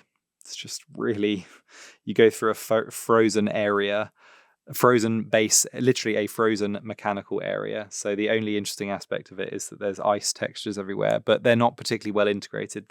There's nothing, they're all static. It's just different types of spikes, and the surfaces aren't slippery, or you don't really interact with the environment. It may as well not be icy. You get a bit of speed, fine. And then the real reason it's low is I think Act 2 is a piece of shit. Where you fly in the ship. I think it's a complete piece of shit. What game is this? What are we doing? Why are we flying around? Yeah, it's cool. Opa. Yeah. Okay, so this does what this does. The same thing that Frontiers does, where for some reason, at a significant point of the game, they decide to just hijack a mechanic that appears in an old game and just plonk it, like with, I'm thinking The End, where they make it into that Space Invaders type thing. It's the same here. And it's literally just hold down A and move around quickly in the least convincing Eggmobile I've ever seen. It would never move like that, where it darts up and down, left, right, with just as a static object, like you're playing an arcade game. And that stupid boss where you just shoot the gold ball with circles going. Honestly, Lost World, any level in Lost World was better than this. This is just, there's no imagination. It's plucked out of an arcade machine. Crap. What is it? It's just weird. It's not. Yeah, okay, fine. Let's make Sonic fly in the egg. Why? Why is he in it? There's no reason. Why is it just parked there? Why is he driving it? Why does he have to do that? Why not? I bet you put it at first place. You're an idiot. It's just a fart. It's a really weird kind of. I think they just ran out of ideas and they were like, "Oh, let's have a flying level. Put no effort in. Give it no physics. Give it nothing interesting happens. You just shoot strands of DNA and random shapes that fly around, and you have to. The only way to progress is to just shoot these big pink blobs. That stupid design doesn't even look like a badnik. I was just, when I played it, I was like, God, what is this? You finished shitting on Frozen Base? What are we doing now? Why not give me? Let's have a level in the cave. No, not fuck around doing this. Or if you're going to make this a stage, this on it goes so long, it goes on and on. It's just all you do is hold down A. It's just piece of shit. Fucking idiots. Yeah, interesting. I'll respond to that later. Much later. God, I really hope not much later, don't worry. But yeah, interesting. Interesting. What was that? Your number 8? That's my number 8. Yeah, and the only reason it's below Golden Capital is because Act 1 I think is pretty solid. Actually, it's a decent level. Do you mean the only reason that Golden Capital is below it? Below it, sorry. Yeah. Okay, fine. Yeah. Interesting. So this is your that's my Golden Capital's my number 8. So my number 7. Yes. Okay. Which I'm sure you'll disagree with is Cyber Station Zone. No, I'm not. I'm really not. I'm very close. Right. Good. Phew.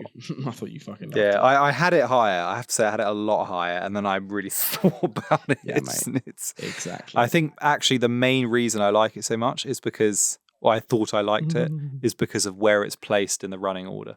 And it's in Speed Sim. Cool. Yeah, and it's in Speed Sim, so I'm a bit fond of it. But actually, I think the Speed Sim one's better than this. So I'll start with the positives of it that I like.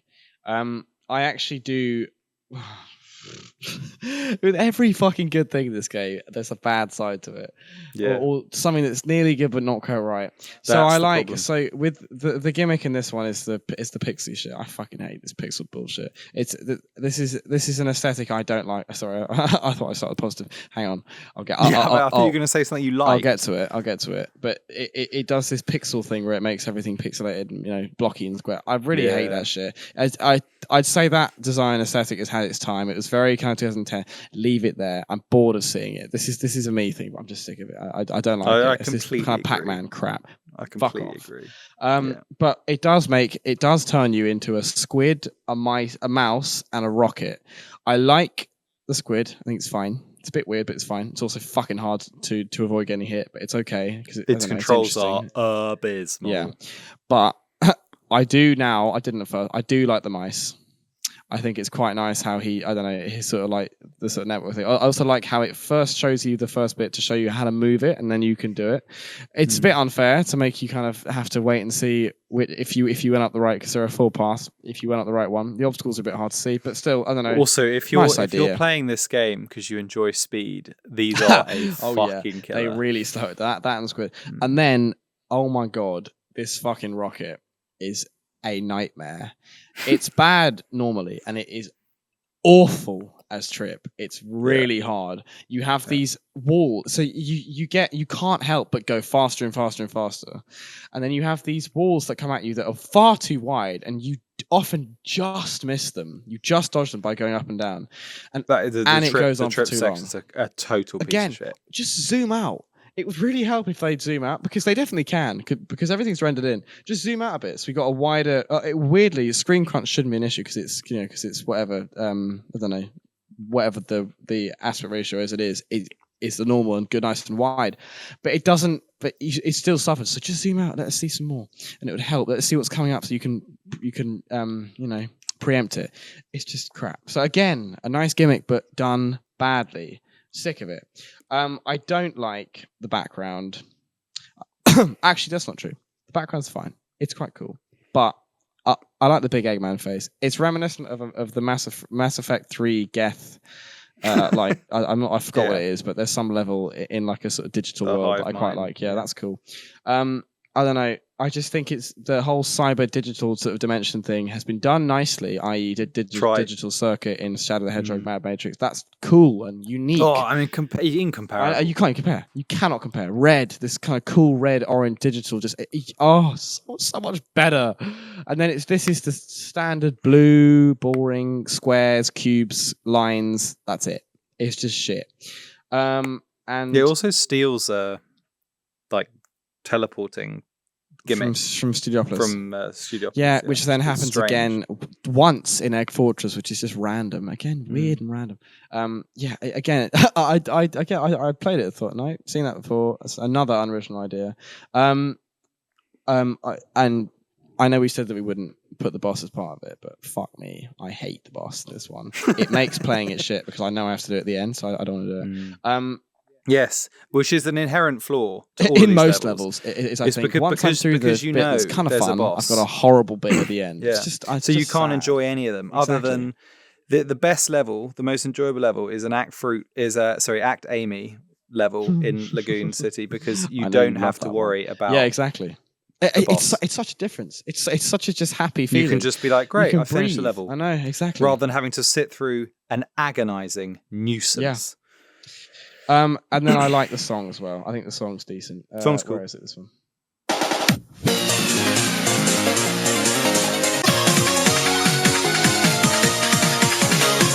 It's fine. It was made by It was made by Juntanu, and she's called Toriena, and she did the pinball. What's it called? Pinball something from Team Sonic Racing. What the fuck is it called? The Yeah, I know what you mean. I can't remember its name now. Yeah, that one.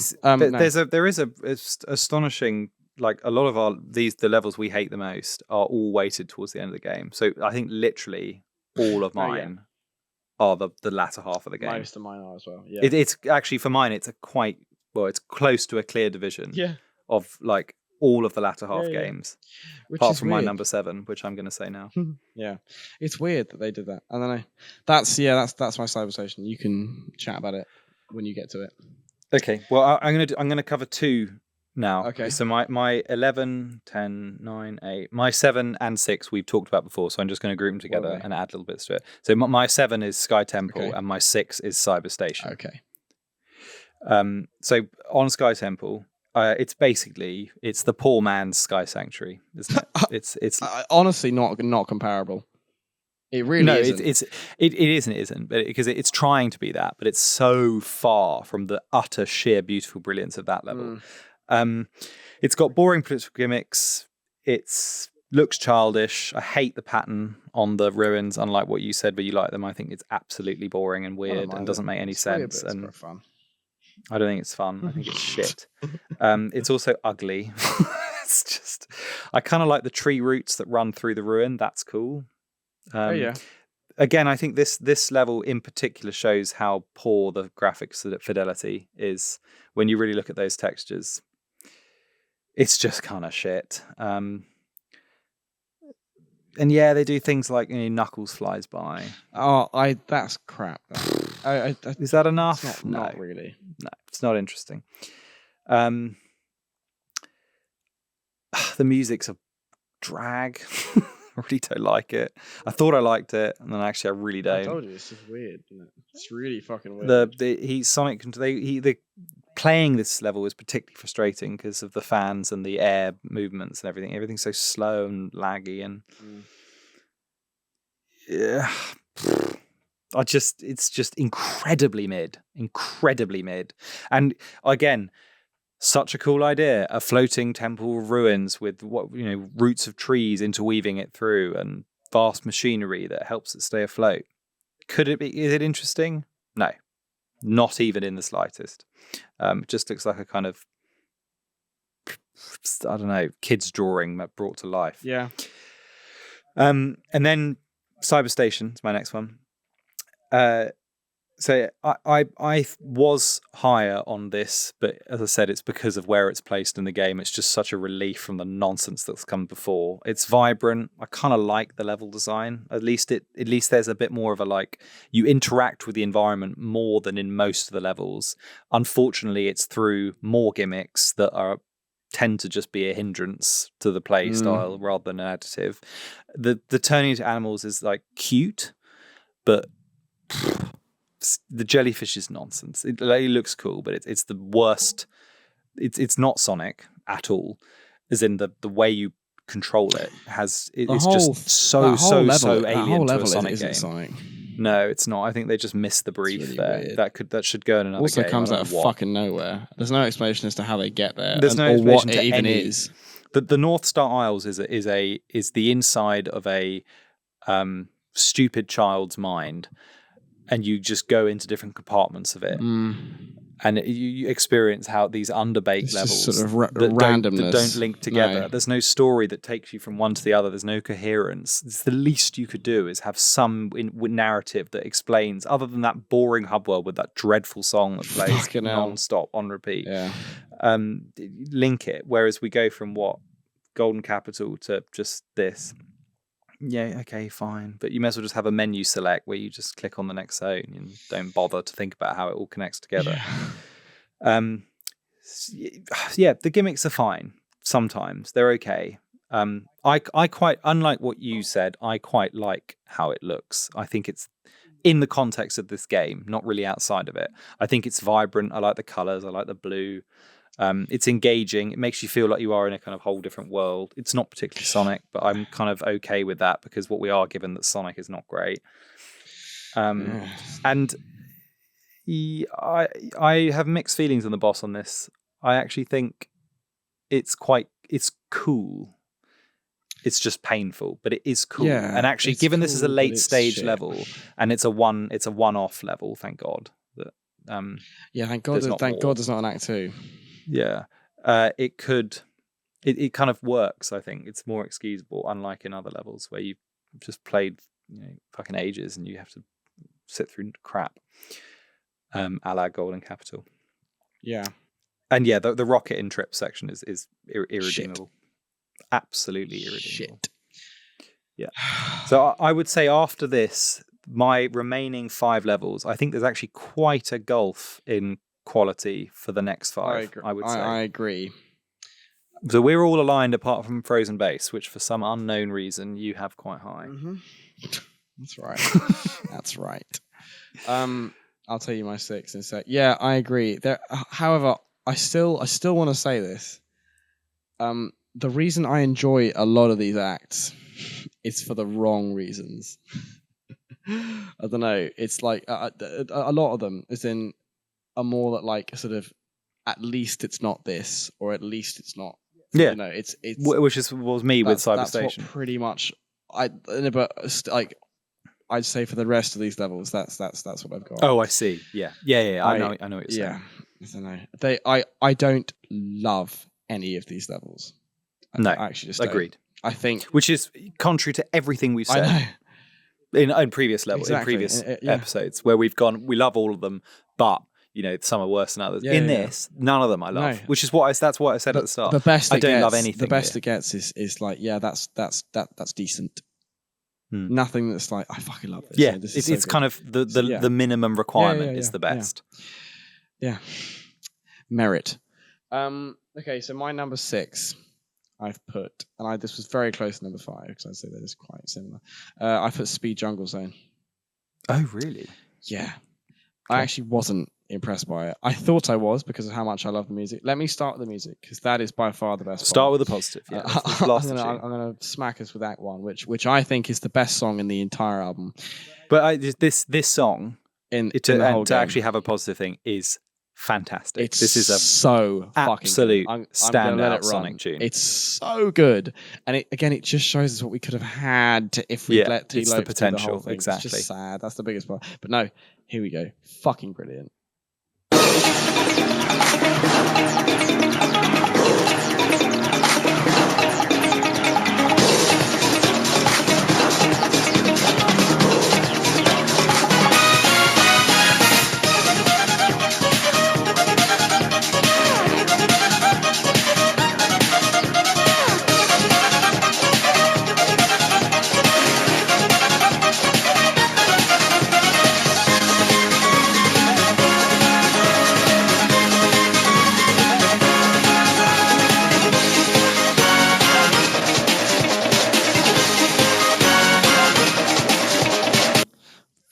So good.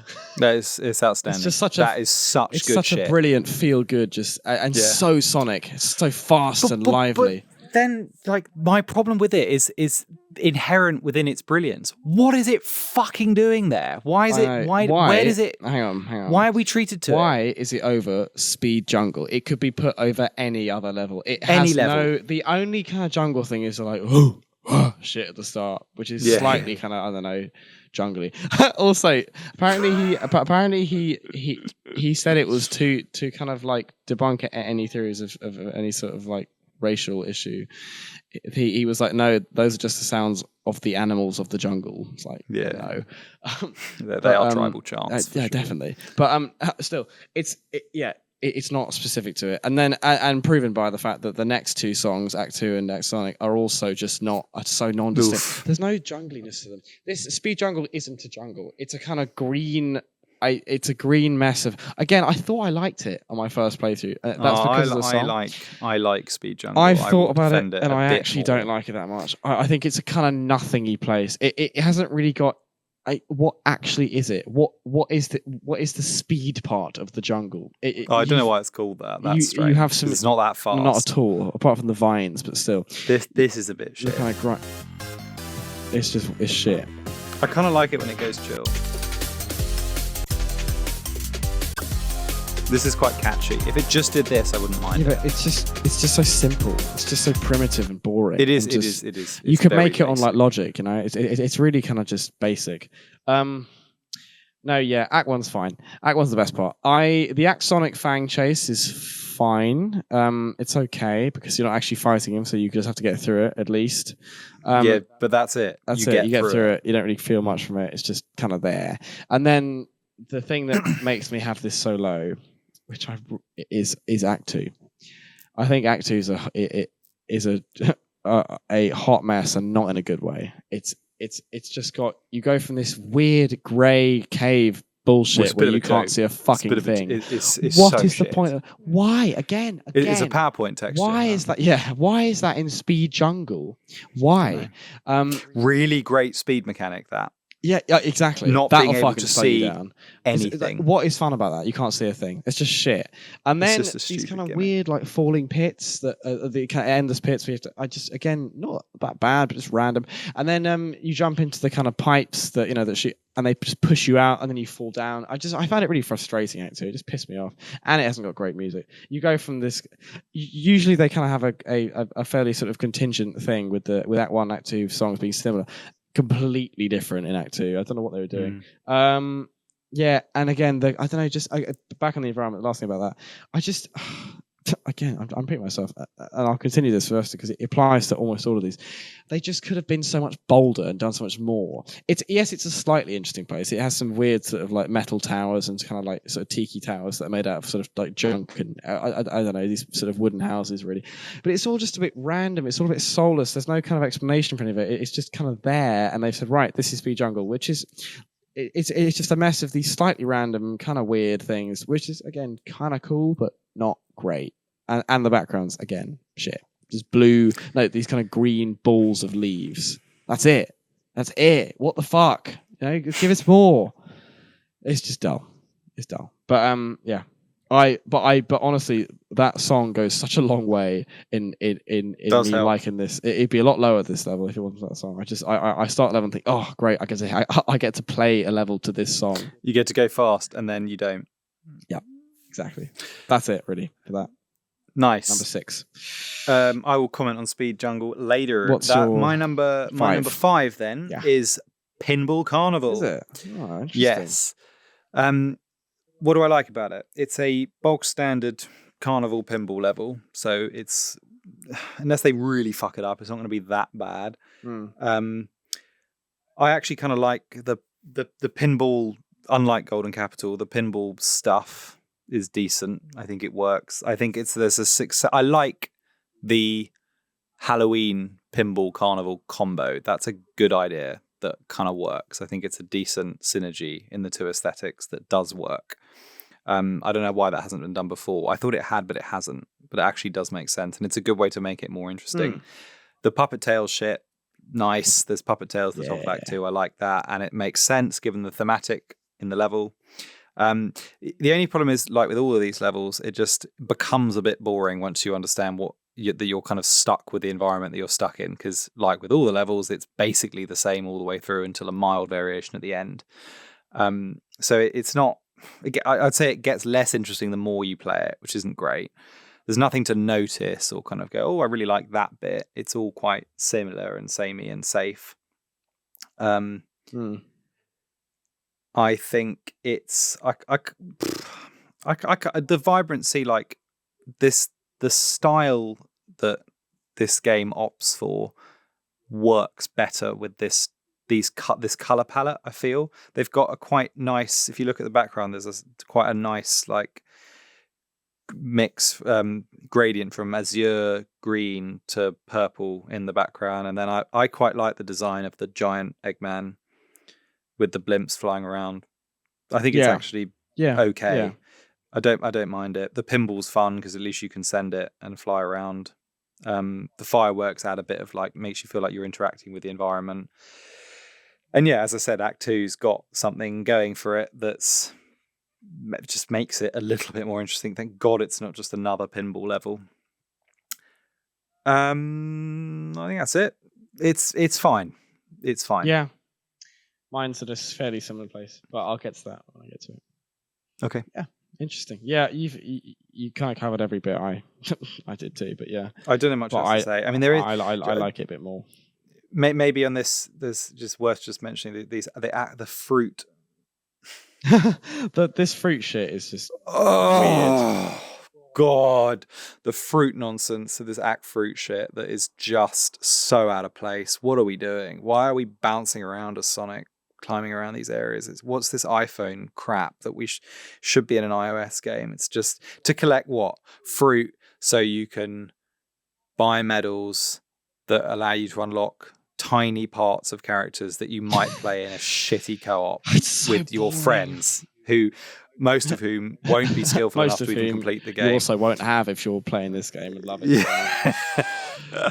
If you spend hours and hours playing there's so this many game, better things you can be doing at the time with your friends than playing Superstars co-op. Playing super mid. Yeah, exactly. And also, God, the multiplayer is so bad. We don't need to talk about it. No, we can so boring. We can briefly cover it later. Yeah. No. Yeah. So pinball. Only reason I mention it is Pinball Carnival has an act fruit, and it's a lateral scrolling one rather than a vertical one, and it's even worse than the vertical ones. Yeah, it's just annoying, and it's worse as Trip as well because you can die. It's a bonus act, Don't make it hard. Just make it a little fun kind of. What it should be is a little fun, sort of just fun gimmick that's very short and sweet. It's not that at all. Just annoying. The only thing, again, like the gimmick in Pinball Carnival, these roller coaster things that fly around and then spike balls land on them, that's nearly good, and you feel like you're moving, but it's a little bit annoying. Yeah, I'll get to that. I got something to say about that as well. Okay. Yeah, okay, that's your 5. Yes. Okay, my 5 is Bridge Island Zone. Oh, I thought that'd be higher for you. No. Yeah, same. But I actually... You think it's a mid-queen? Don't know. I think it's a mid-queen. I do like how when you start playing, no, this is in Bridge Island, I like that you see Knuckles on the Emerald Altar. I think that's just a nice touch, and you've got Amy in Green Hill. That's just quite sweet. Although she should be on Little Planet. That's where she lives, but still, that's nice. Okay, so I'd say it's as always, good and bad to this double-edged sword with a much stronger side usually. It's a good start. It's a good opening level, but there have been about 50 of these opening levels that are like this. So it's another kind of Green Hill clone. It just is. Yes, it's by the sea. Like it is. It's a loose. It's near Green Hill. Yeah, but sort of bluer, more sort of turquoise and less sandy, less variation. And then they make it at sunset. I'm getting a little bit sick of that thing now in Sonic that they've been doing recently. Since Encore mode, they love to just make something similar and then just be like, no, let's just have it at sunset. It's fine, it's all right, but I don't know. I've seen it enough times now. I'm a bit sick of it, and I did it with Act 2 here, and actually a lot of Act 2s in this game. Anyway, about Bridge Island Zone, I always like to start off with music as always. Okay, the two both. Oh come on, both the tune Act 1 and Act 2 are so good. It's up there with Speed. I watched a vid of a guy talking about the kind of musical like composition and like a theory of these songs. They're very clever. It's a roller coaster of of really neat and subtle key changes that are just really exciting and feel good and should kick you off at the start of what should be a great adventure. It really sets a nice mood with it, which makes the level feel good as you're playing it. I'm gonna play both. I'm gonna play some of both because they're both really good.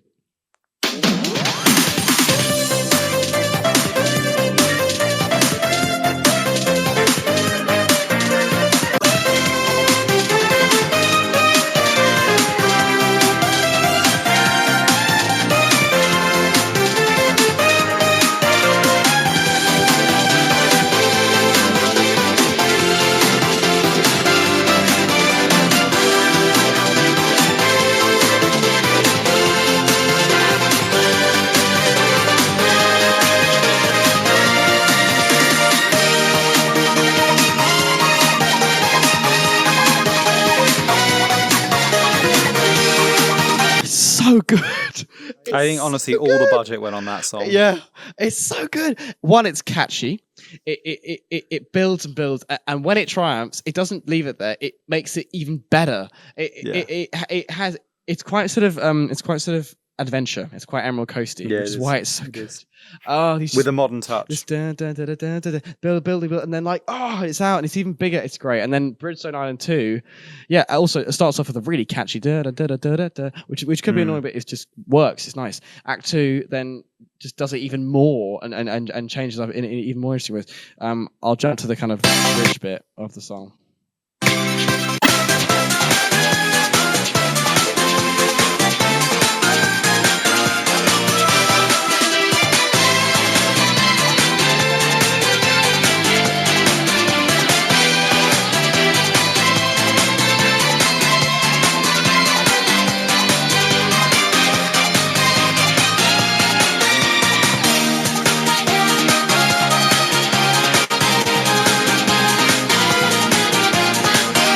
Really, really good. Brilliant. It's got so much kind of I don't know, just joy and whimsicality and kind of I just feel good shit going on, which is just captured from the many layers, the many subtle and good layers of just musical building. Again, just a very, very good classic Sonic song. Yeah. And I mean, T-Lopes demonstrated his prowess at that in Mania, and I don't know, surely they saw how fucking good that soundtrack was and how much people loved it and thought, let's do that again. And since we're making this a kind of Mania thing, just give him the whole thing, make a banger of a soundtrack, and he's like, no, sadly it wasn't meant to be. So that's again, honestly, I think my favorite part of the act is those two tracks, which make playing it a joy because you feel good playing it. It's such an important part. That's why Sonic music's so good, because it can really have an effect on the level. Anyway, the level, standard stuff, just a standard beach kind of, early platforming, nice and easy, kind of just all right, not very exploratory. I don't know. They've recently prided themselves, especially in the kind of 2D stuff, of having multiple pathways and different. I don't know. It has that, but it's just messy. It's just kind of messy, and you don't really get rewarded if you go low or high. It's just it's just not great level design. I'd say not amazing. In Act 1, I noticed it most.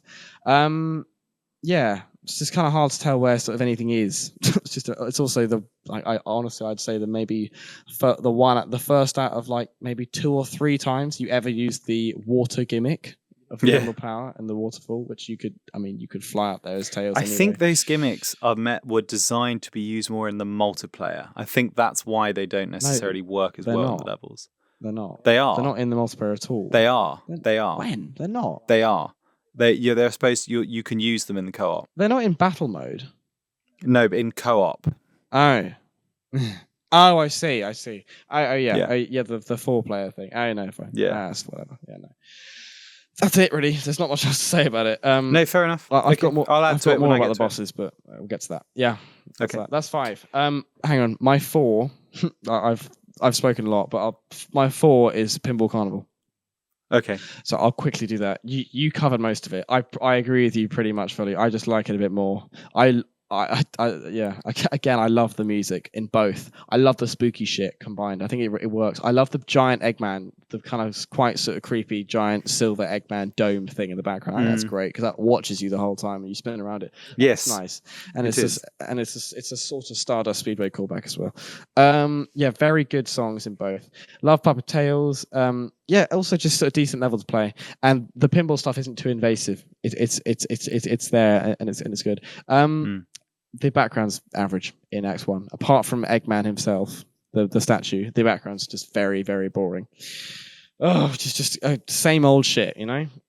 And then the train thing, I agree. I think it's the first time you feel fast, and it does feel like, you know, it feels like, okay, I've got to be careful here, but in a good way, in like an actual kind of like, okay, I do actually, you know, it's right. I don't know. Whereas like if I fall off, it's just unfair. You know, it's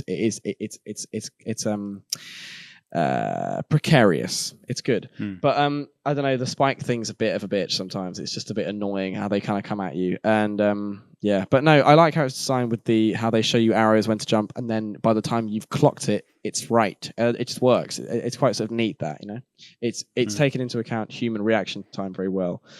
So I like it. It's not quite perfect, but I'd say it's definitely good enough. It's more of a highlight than a doubt. And I like that it's at the end as a kind of final thing. It again has a sort of narrative. The stage, the train, yeah, it's cool. Yeah. Well, pretty much the end.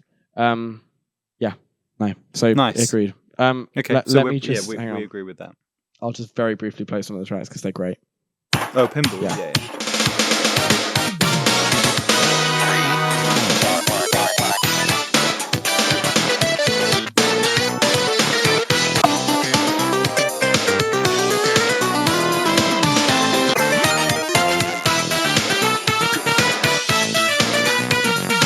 Love that bit. That's fucking brilliant. Such a good bit. That always makes me think of if the like pinball level in Sonic 3, the original MJ Michael Jackson song, if that was like evolved, modernized, and added to it, it would sound something like that. Yeah, exactly. I think that sounds great. I forgot to mention that in my appraisal of it as well. I love the music. I was pleased with it because then I could. Yeah, they're really good. I also, again, the Bridge Island and Pinball Carnival are the, if I'm correct, yes, the only times that Act 1 and Act 2 are remixed. Again, just a random inconsistency, whereas all the rest are just entirely different songs. It's just because it does it in this bit of Act 2.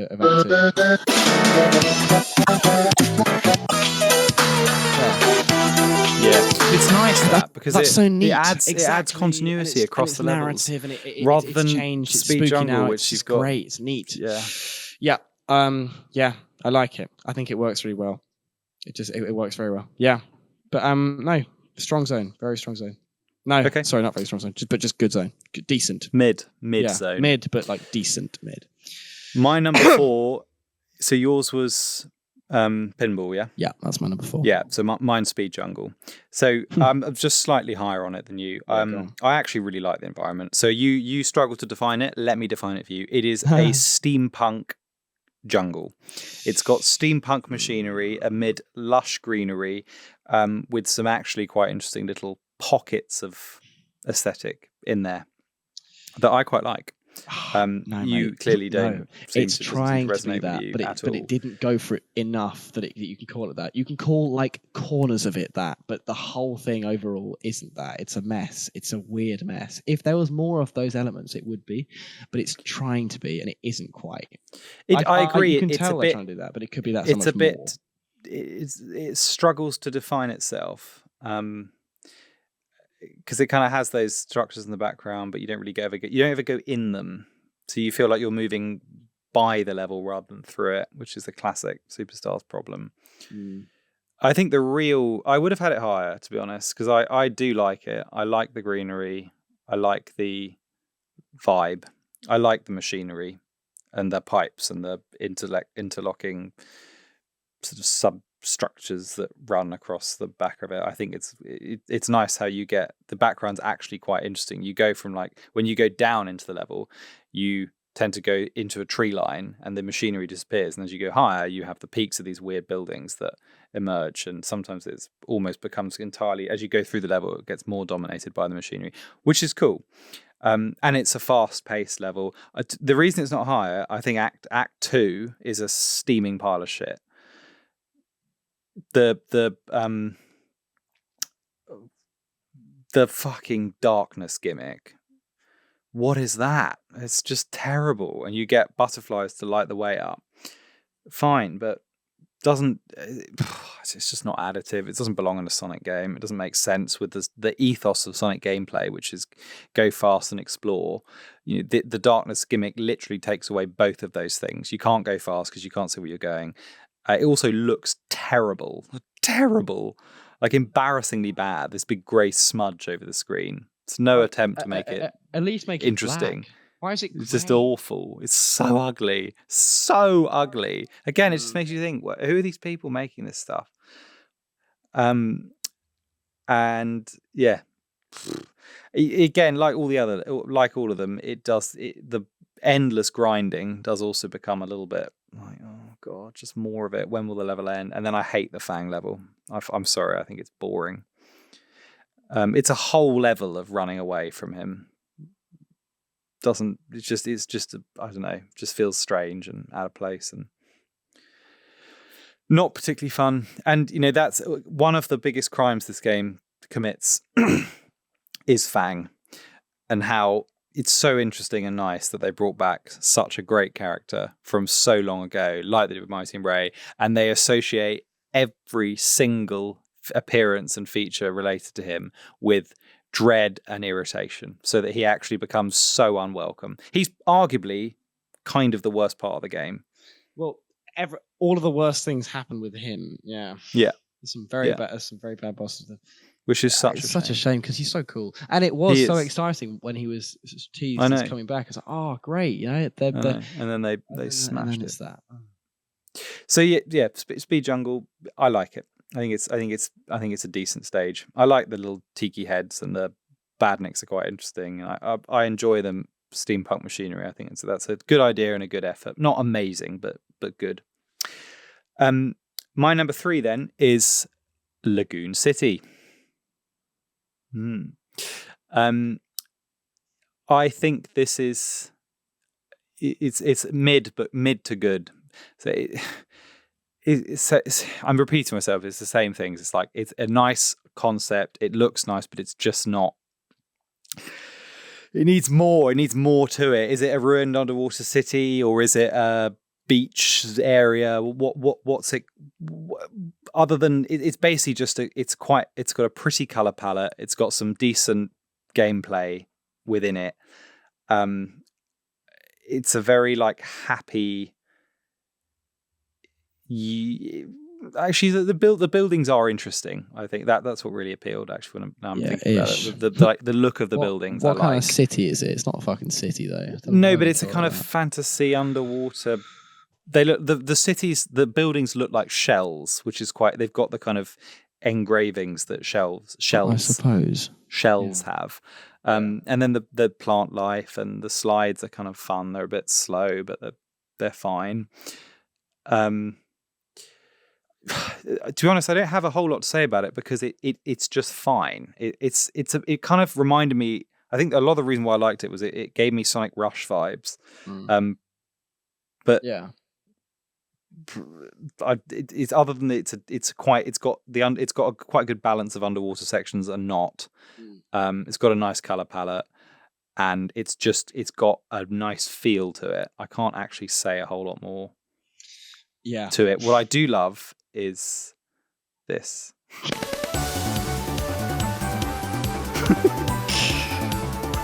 know. Have you ever heard a happier song?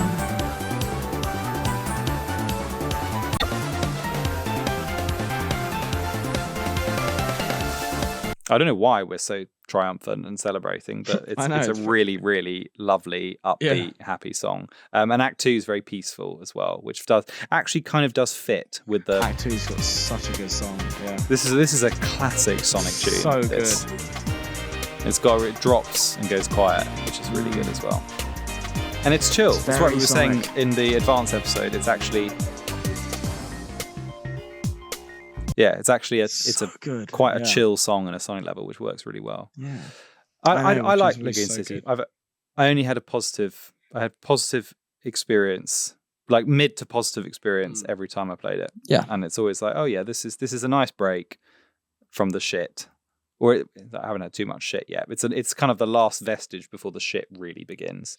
Yeah. Agreed. And it's just the water spouts are cool. They work. That you get quite a good bounce off them. You feel like you're moving through it rather than across it, which is nice. True. Yeah. I like it. Agreed. Yeah. Okay. I'll get to that when I get to it. Okay. But I agree pretty much. Okay. So my 3 is Sand Sanctuary. So now, oh my god, mate! You still haven't said Frozen Base. This is so concerning. This is so concerning. Hush. What? Hush. I like Sand Sanctuary a lot, and I honestly, again, I again repeat myself with this shit because it's the same thing with this game. If it wasn't for how good the music is, it would be a pretty average level. It'd be fine. It would just be a kind of normal sand one. It has got good bits. I love the snake. I like how that's in. I love how they're a snake platform. I think that's inventive. That's quite cool, and it looks great. Also, the snakes in the I know he external he's in story Trio of isn't it? Trouble, but I mean, he fucking died there, so it's weird that he's back. But still, that's cool though.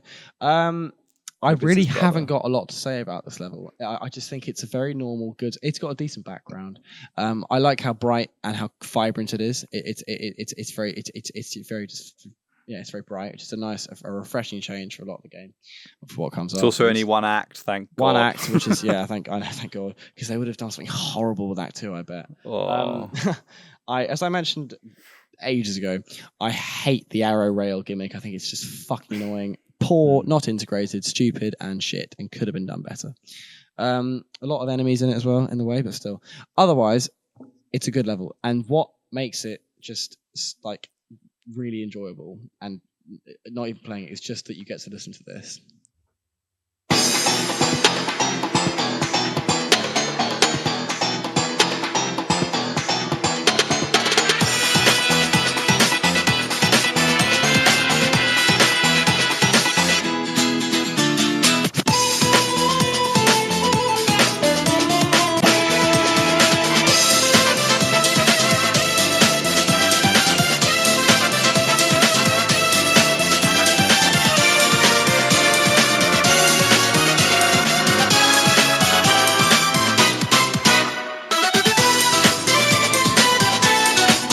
It's a T-Lopes jizz fest. It's a bit of a tune, that. Lovely. It's an absolute, that's enough to It's- make you it- completely it's- spaff all over the screen. It's just him doing what he does best, and it's so good.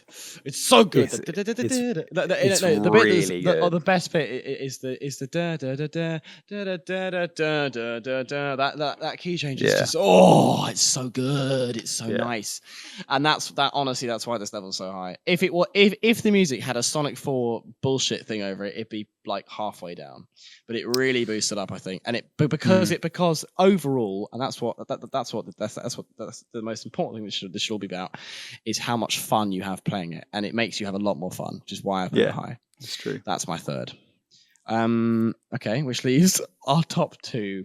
Oh god, mate! Just tell me your number 2. Do you want me to say number 2? I can't bear it. My second one is Frozen Base Zone. Don't worry, it's not first place. God for that. Thank God for that. Still pretty high, isn't it? What is it doing up there? What are you doing? Okay. Let me justify. You better justify it. Why Frozen Base is so high, and I've taken a slight weird approach to this, but I think this is very legitimate merit to base this off. When I sat down earlier today to play the last couple of acts of this game that I had left, I started with Frozen Base Zone, and I was in quite a kind of weird mood. I think I was quite tired. Actually, no, I literally woke up and started doing it. And I kind of quietly played Act 1, just sort of, I wasn't really focusing on it, but I kind of was as well, because there was things going on in the background. And I just finished it. I thought, you know what, that was actually a really good level. I really enjoyed that. That was good. That was engaging. That wasn't difficult. It wasn't unfair. It was just a very, very well put together level. I thought that was actually just great. Then there's Act 2, which I know you fucking hate Act 2. You really fucking hate Act 2. I was just thinking, mate, come on. Just chill. It's nice. It's just nice. You It's get piece in the of egg shit. meal and play a weird little game. Yes, it's completely random, but so much of this game is it's just random and shit. I don't know. I liked it. I thought it was a very kind of innocent, also easy. It's not hard. It's not really fucking hard. If it was fucking hard, I'd hate it, but it's easy, so it's fine. It's just a weird random mini game. Yes, it has nothing to do with the Frozen base zone at all. I don't know why it's there, but I don't know. I like it. I enjoy it. I just think it's quite fun. That's it. I just think it's some sort of sweet fun. But I think Act 1 is the I'd say is the best designed level in the game in terms of level design. I'll get onto aesthetic, but in terms of raw level design, I think it's brilliant. I think the changing direction mechanic of the conveyors, yes, it's been done before, but it's done. It's differently. And it's more integrated in this level than it is in Quartz Quadrant. I think it's great. I think it's really good. And I don't know. I enjoy playing it. I played it as Tails, I think. No, is it Tails? No, just Sonic. I don't know. But yeah, I thought it was really good. That those mechanics worked. I've written as my third point, shit music, but what can you expect? Which is a shame. It's a shame that the music is shit, but you know, I don't know. Again, in the same way that the music made Sand Sanctuary great, the level design made it good, and I can excuse the bad music.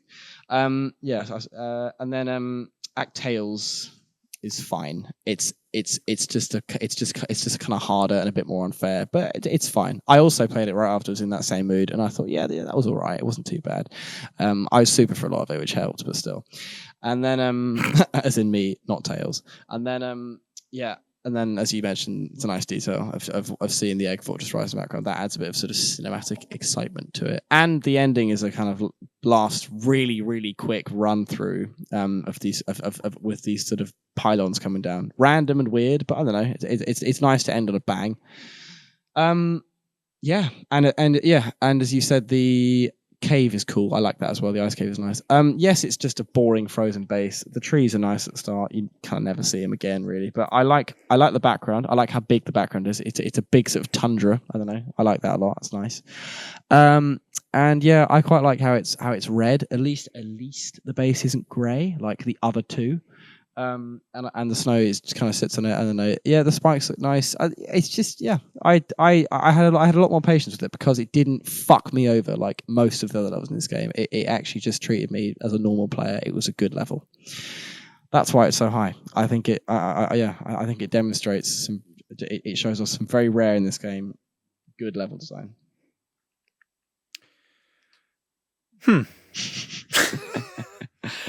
Okay. Well, fine. I mean, it's a totally different approach to what I agree. Act 1 has merit. I just think Act 2 is unforgivable nonsense. It belongs in a mini game, optional mini game, not in a whole level. Yeah, especially near the end of the game. Because it's not horribly hard and cruel. I think it's fine. I know, but that is random. What a sad criteria that's what determines whether you're number 2 That's level. what I said earlier, mate. It's the same with my number 1. It also shouldn't be. I don't love my number 1 that much, but it's the best you can get with what you've got. Well, my number 2 is Bridge Island, which I'm obviously a lot higher on than you. Yes, a lot of it is the music and the fun and the explosively happy start that you begin with a really nice environment, quite a vibrant background with the rainbow and then the sunset. Yeah. Honestly, I have very little to say about it. It's just chill. It's like a nice Sonic level. There's nothing in it that annoys me, other than the fish at the end. Fucking Mosaurus. Nothing else annoys me. It's like the music is huge. Yeah, the color palette's nice. It looks good, not amazing. It looks good. It's like playing, a modern version of kind of Neo Green Hill. Yeah. But honestly, there's just not much. It's like what you'd expect. It's good. Yeah, you'd set you up with like, okay, hopefully the rest of the game will kind of match that and build on it and improve, but it kind of doesn't. Is there anything else specific? Some of the trees look kind of nice and they're a bit plasticky, but that's fine, I guess. This is the only level I think you can genuinely go fast because it's not absolutely littered with things that injure you, which is nice. The sky hoops are cool. The sort of things that you fly into and it shoots you up. It's good because it gives you momentum. Yeah, it's good. It's a nice level. Yeah. And the best part about it is the music and the fact that you can go fast. Which means my number one is actually Sky Sanctuary.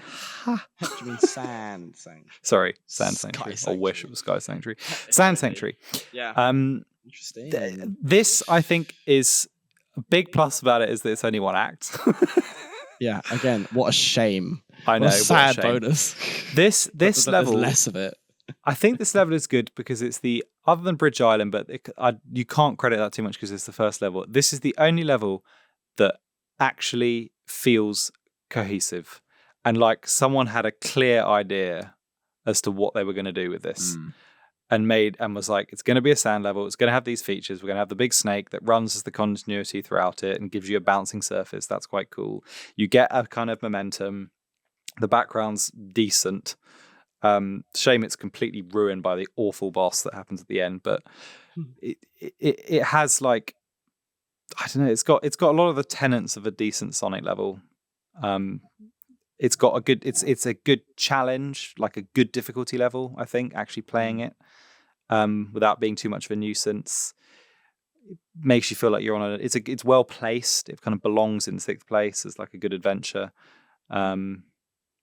After this like quite easy Lagoon City, you then go into that and it's a bit more challenging.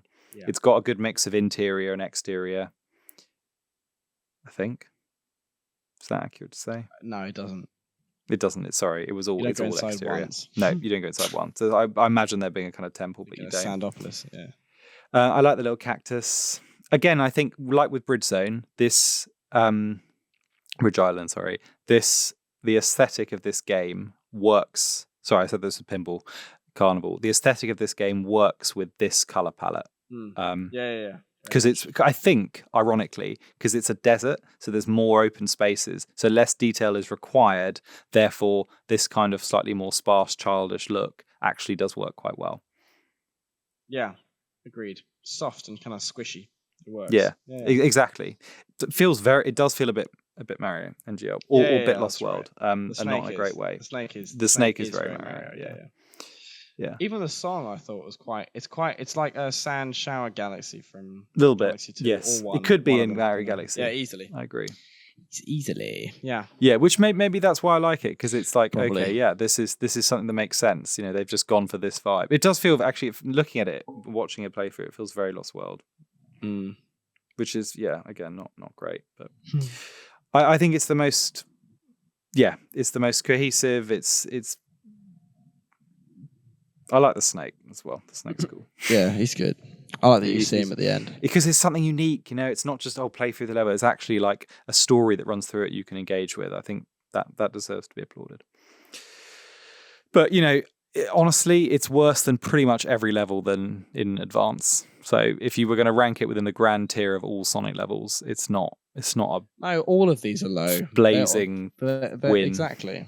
Like, the best of Superstars is very much the worst of a lot of other games. Yeah, it is. It's the worst of any adventure game, to be honest. Oh my god, by a fucking light year. Yeah. Yeah.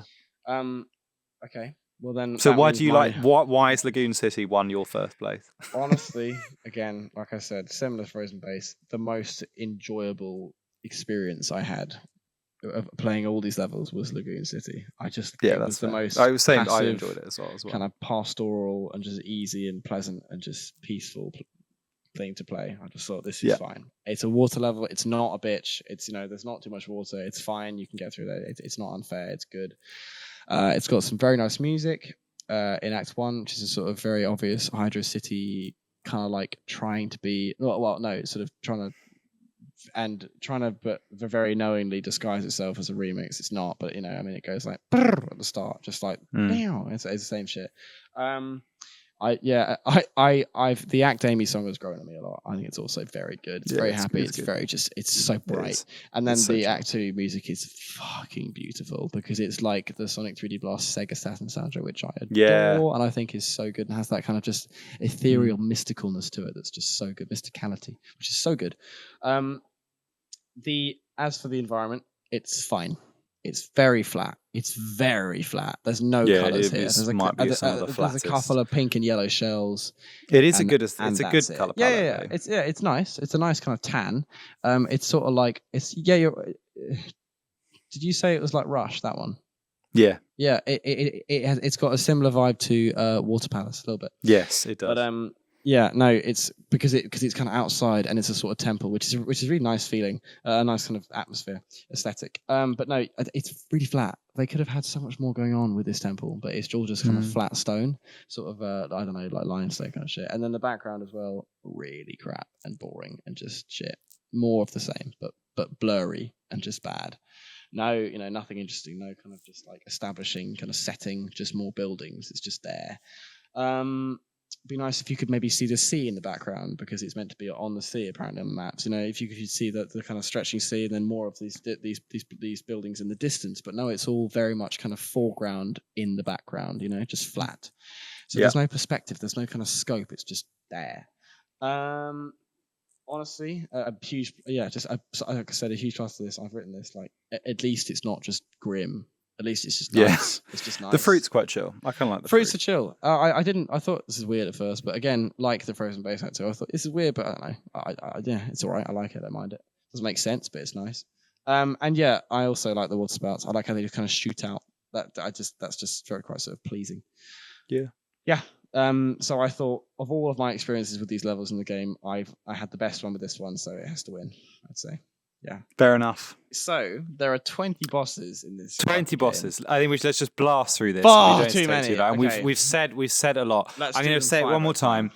The bosses is the worst part of this game. Agreed. It's the biggest oversight. It's the biggest fuck up on the part of the developers.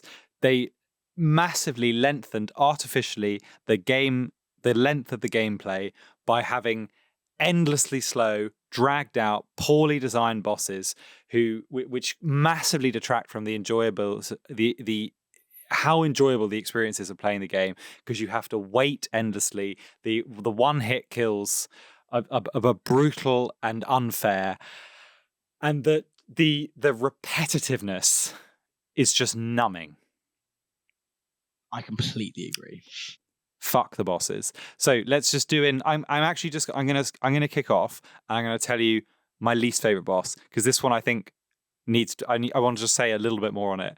I think the worst boss in this game, the worst, in my opinion, is Black Dragon. Fuck Black Dragon. I think it is an embarrassment. For a lot of the reasons I've already mentioned, it comes out of nowhere. It literally comes out of nowhere. There's that stupid egg that sits near Speed Jungle for the whole thing. Black and Onyx. Supposedly, there's no payoff. There's no explanation. The design is appalling. It looks so stupid. It's supposed to be sinister and it's not. Why is it a dragon? There's no earning or payoff to that. It's just suddenly there. Yeah, the background that you're flying around in is cool, but you're given no advice on how to defeat it. The rings are a pain. It's long, tedious. It's not particularly difficult, but it's also not particularly easy. So it sits in this awkward middle ground of just being a nuisance. I hate it. And then the game's over. And it's like, great. All that work, all that toil with Trip doing hard mode, and you're shown this awful visage of this stupid gimp bondage fat dragon that just sits there and blasts you with lame attacks.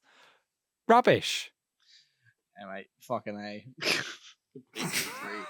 Just rubbish. Shit. So, and then it's made even worse when you compare it to all of the other amazing Solaris, a literal god of time and space, Gaia, the middle of a planet, Perfect Chaos, the god of destruction, Biolizard, which has all this resonance with Shadow. Even the more recent ones, like Time Eater, not incredible, but so much better than this. Nonsense. Yeah, agreed. Absolute nonsense. We should talk. The only ones that we should actually say more on other kind of big notable ones like the that big one. ones. Yeah. Because the rest is tiny. The one I will talk on because I'm sure you know how much I want to talk about this one, which is my 20. Even though it may have a better design, whatever. No, it's bottom this. The Egg Fortress Zone boss in Trit Story, the Unnamed Fang Robot. Fuck that. Awful in every way. I can't hear a sound from that boss without getting a shiver of PTSD of how much I fucking hated it. I think it's crap. It is just the worst. Unforgiving, cruel, harsh, so bad. I've spoken a lot about why it's bad anyway. But all they had to do was put a checkpoint halfway. That would have made the whole thing fine.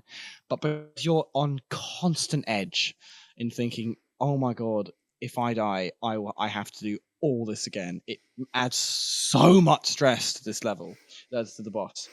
You also have to get through a whole fucking act of backwards bullshit until you get to it anyway. So you've got that as well, just to add time to your to your playtime.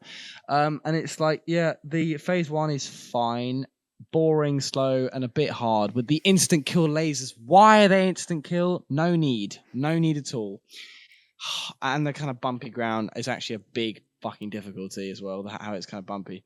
And then you think, oh, phew, done that, because even that takes a while to kind of get these reasonably good at. Then he comes out with this stupid machine, why is Fang, who is a kind of like sort of nobody mercenary, got this giant mech? Even as a concept, it's ridiculous. It should be some sort of sleek, neat kind of battle against him, not some bullshit robot. Using the characteristics and features that he's known because for, he's full of stealth. he's full of personality. He's a very kind of characteristic little guy. You know, he's got his little sort of cork pistols. He's all cheeky, bouncing on his tail. You could do a lot with this kind of shit, but no, they hide him behind this metal frame of bullshit, and it then ensues this horrible crap of these, like, the robots fall out, you have to hit them, but it doesn't work sometimes, and then he does, and then you get the 3 triangle point attack, which is so stressful. And again, you're caught in there, you're dead, or like a 90% chance of dead if you can break out by spamming your life away on the A button to get the fuck out of there, which is just ridiculous.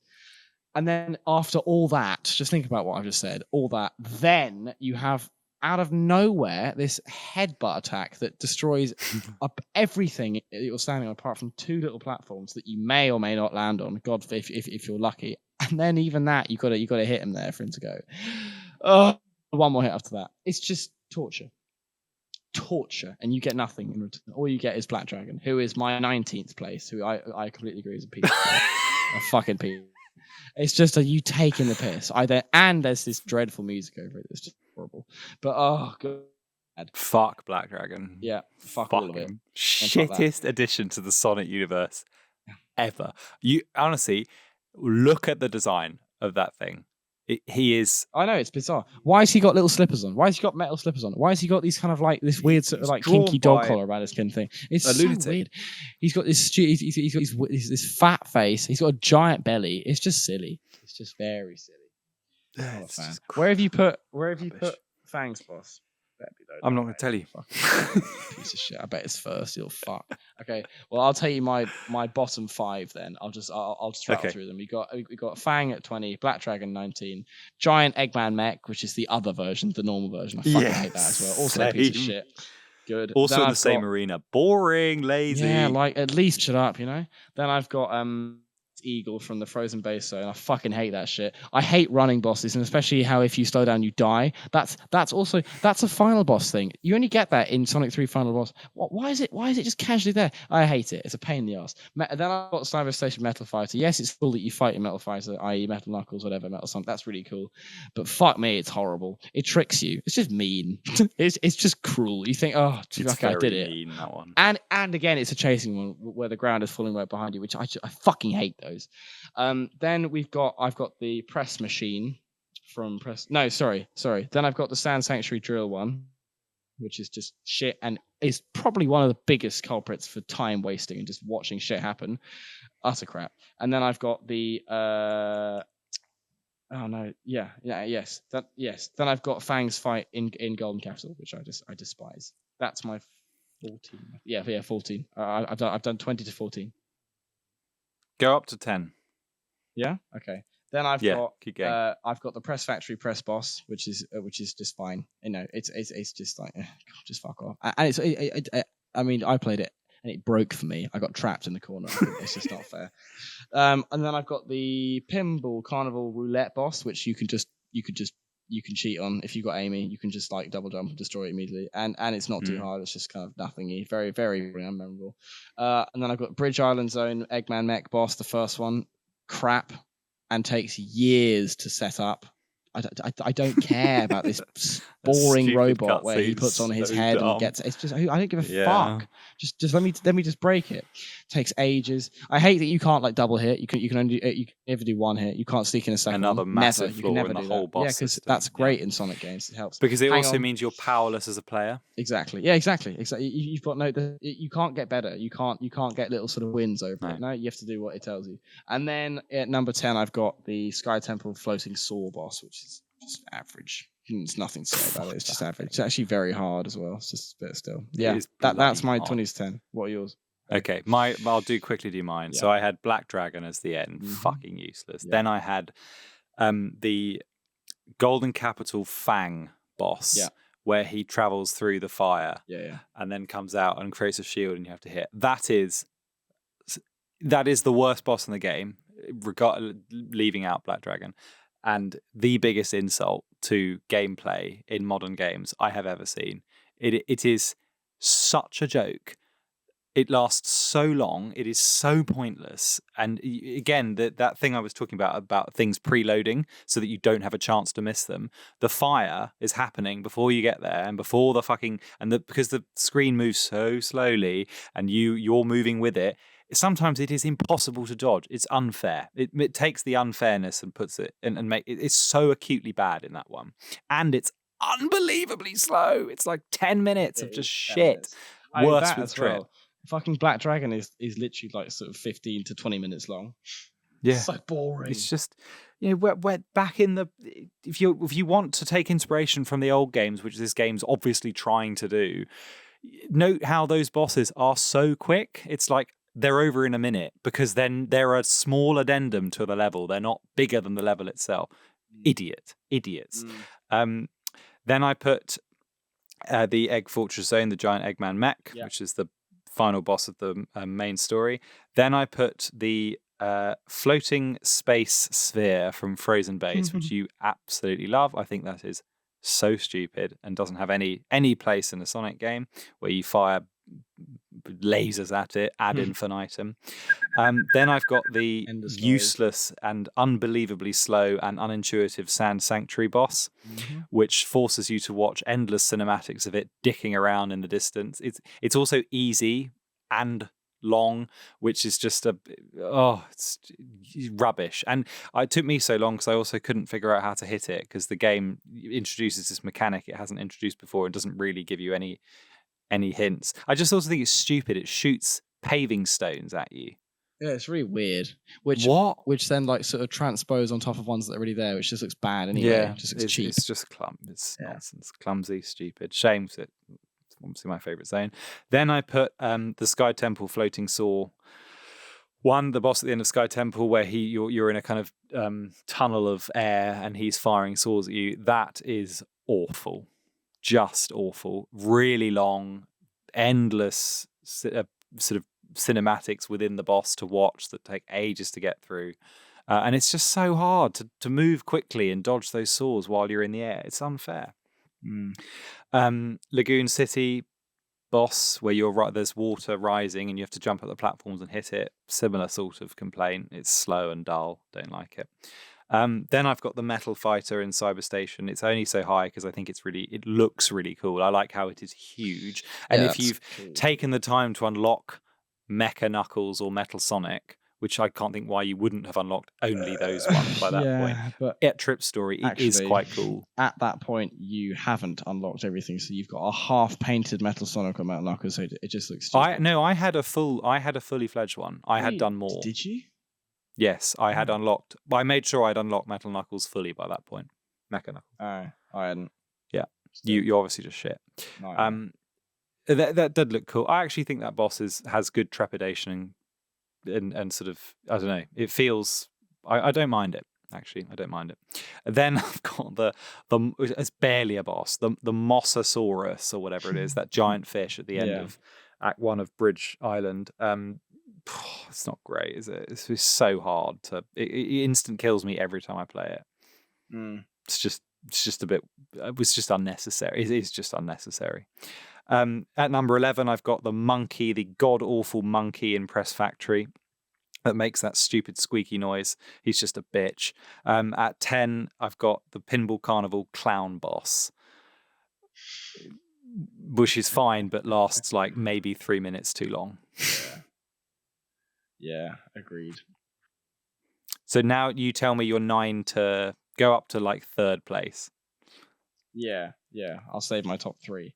Okay. I've got at 9. I've got the Pinball Carnival clown boss. He's just silly, really Fucking silly. What a nonce. Speed Jungle Purple Wasp boss.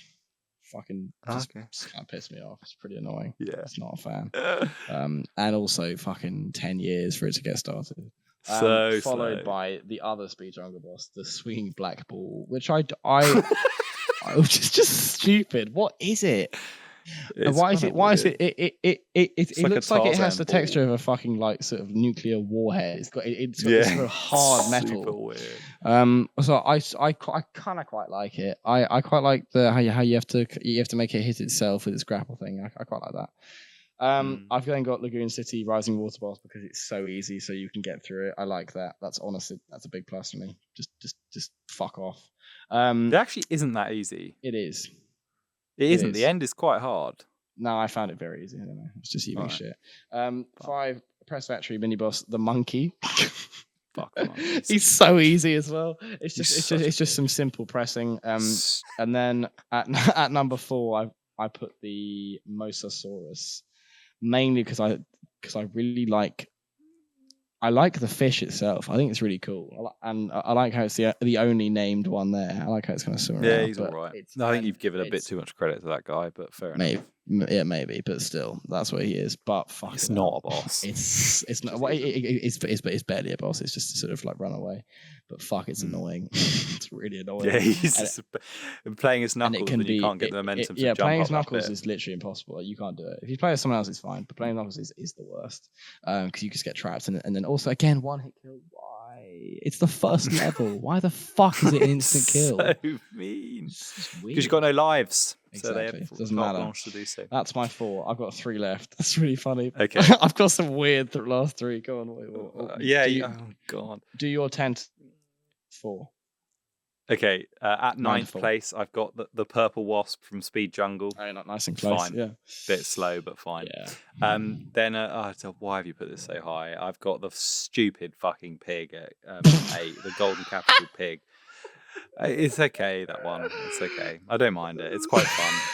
It's really funny, that one. Yeah. It's quite fun. It's silly and like he's a funny guy, so I don't mind that. And it kind of links to the level theme. Like, okay, golden capital, big piggy bank. Doesn't make sense with the aesthetic they've gone for, other than the gold thing. Like all the temples and stuff just go out the window, and they just double down on a giant fucking piggy bank that chases you around. Fine, but it's quite cool. Feels Mario. That it really feels quite Mario. It does not feel Sonic at all. It's just not Mario. It doesn't feel Sonic. Does not feel Sonic. Still, go on. When has a giant piggy bank? It's just so strange. Then I've got the Bridge Island Zone Eggman mech. I actually think it's quite a decent boss. It's just I don't know why it's after the first level. I think it's really just ugly chill. as well. It's really ugly. It looks really weird. Just relax. It's too hard to be there. Yeah. In 5th place, I've got the swinging back black ball from Speed Jungle. I think it's actually quite good how you have to like use the arms that it shoots in to climb and hit it. I think that's quite a good mechanic. Yeah, I don't know why you dicked on this one so bad. I'm in 4th place. I've got the eagle. The Ice Eagle from Frozen Base. It was so low for its 17th. I really like its design. Yeah, I think it's cool. He looks great. Oh, that's something as well I want to say. I like the big flickies, and I like how there are so many big animals everywhere. I like that. Yes, big octopus. That's what one of my points was. I love the obese flickies. The like heavily diabetic the massive, flickies. Massive like flickies, and then how there's like an octopus, there's like a yeti, there's a giant kind of Yeah, that's like, good. That's characteristic, but again, sort of not plentiful enough that you barely even notice it. But yeah, it's nice. But that's a solid. It's in Octopus in Lagoon decision. City and the Yeti in Frozen Base stuff like that. Just to clarify, that I like. Yeah, agreed. Anyway, sorry, go on, carry on. I like the was giant your ones 4. that sit in the hub world as well. Yeah, they're quite fun. Fuck the hub world.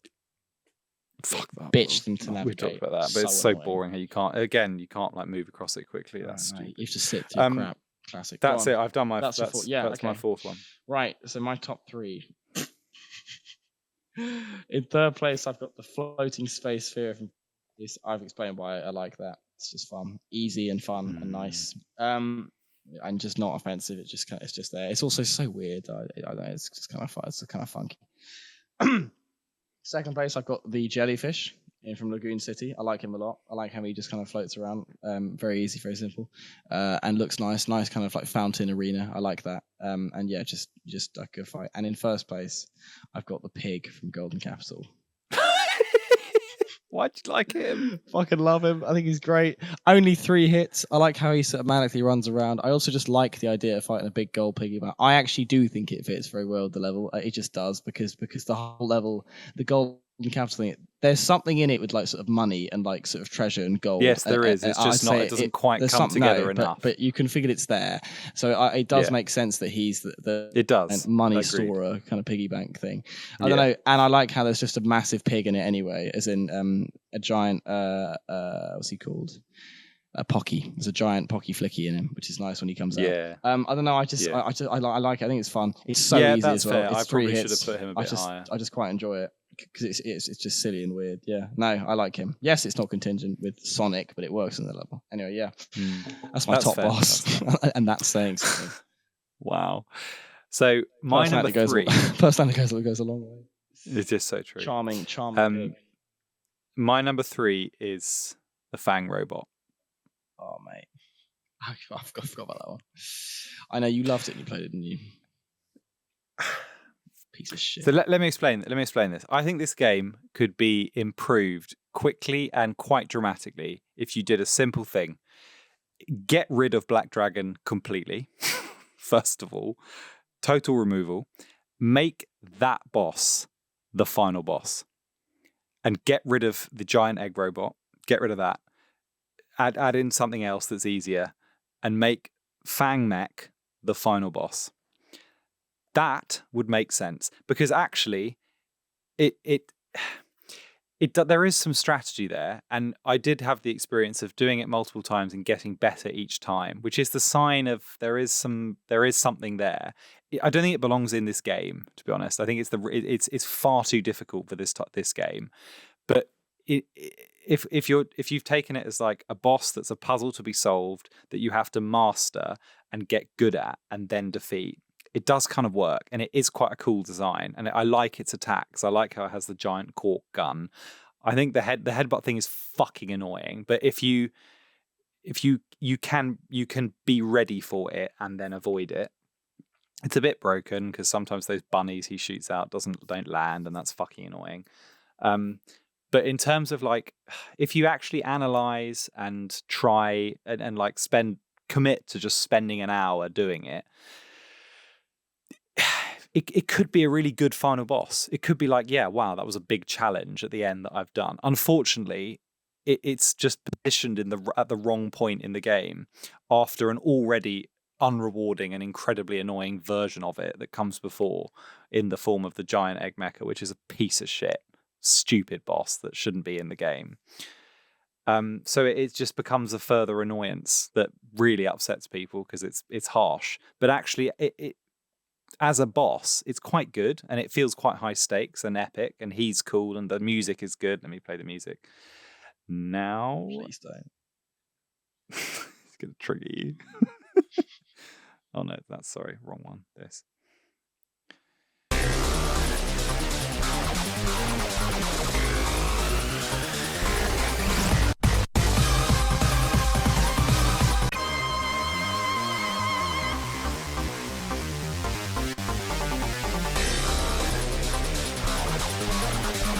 That's gnarly and like high stakes and exciting. It just belongs it's in the wrong place. Get rid of Black Dragon, make that the final boss, the big bad. Give us a nice reward at the end where you can play as Fang or something. And you've solved half the issues and obviously reduce massively. Get rid of Act 1 boss across the board. Just remove it. and then you've resolved a big problem with the game. Yeah, that'd help a lot. So yeah, I actually got quite a lot out of that fight. Yeah, well, that's just the difference between me and you. I fucking hated it with all my heart. I also think this is being sold and marketed as a kids game. What fucking kid is gonna be happy to play that? Yeah, no one. They'll cry. They'll cry and give up, and they'll be upset. Yeah, it's just shit. Yeah, that's what I mean. It's in the wrong and game. when you but do it as a boss, you're not even its rewarded mechanic is for quite it. good. It's just crap. I fucking hate it. Not a fan. Okay, what's your second place? Second place, I've got the jellyfish from Lagoon City. Same as me. Because it's so chill. Isn't it just so chill? A fucking relief. Yeah, I know. It's so chill, and the way it electrocutes the water and stuff. That's good. That's like it's interacting with the environment. You have to think, solve, defeat. Nice. It's just a nice quick and easy. We like that. And then in first place, I've actually this will surprise you. I've put the Press Factory Eggman boss with the big press that slams down and makes you back. I actually think that's a solid boss fight. You have to analyze his attack pattern, adapt to it. There's lots of different ways you can hit it if you position yourself right and preempt what he's going to do. I like how it uses this music. Yeah, this is the tune.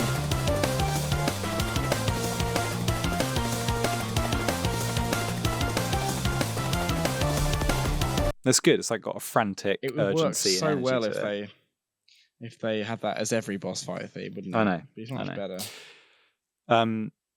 Yeah, I actually thought I remember playing thinking that was actually quite solid. That was hard but well made.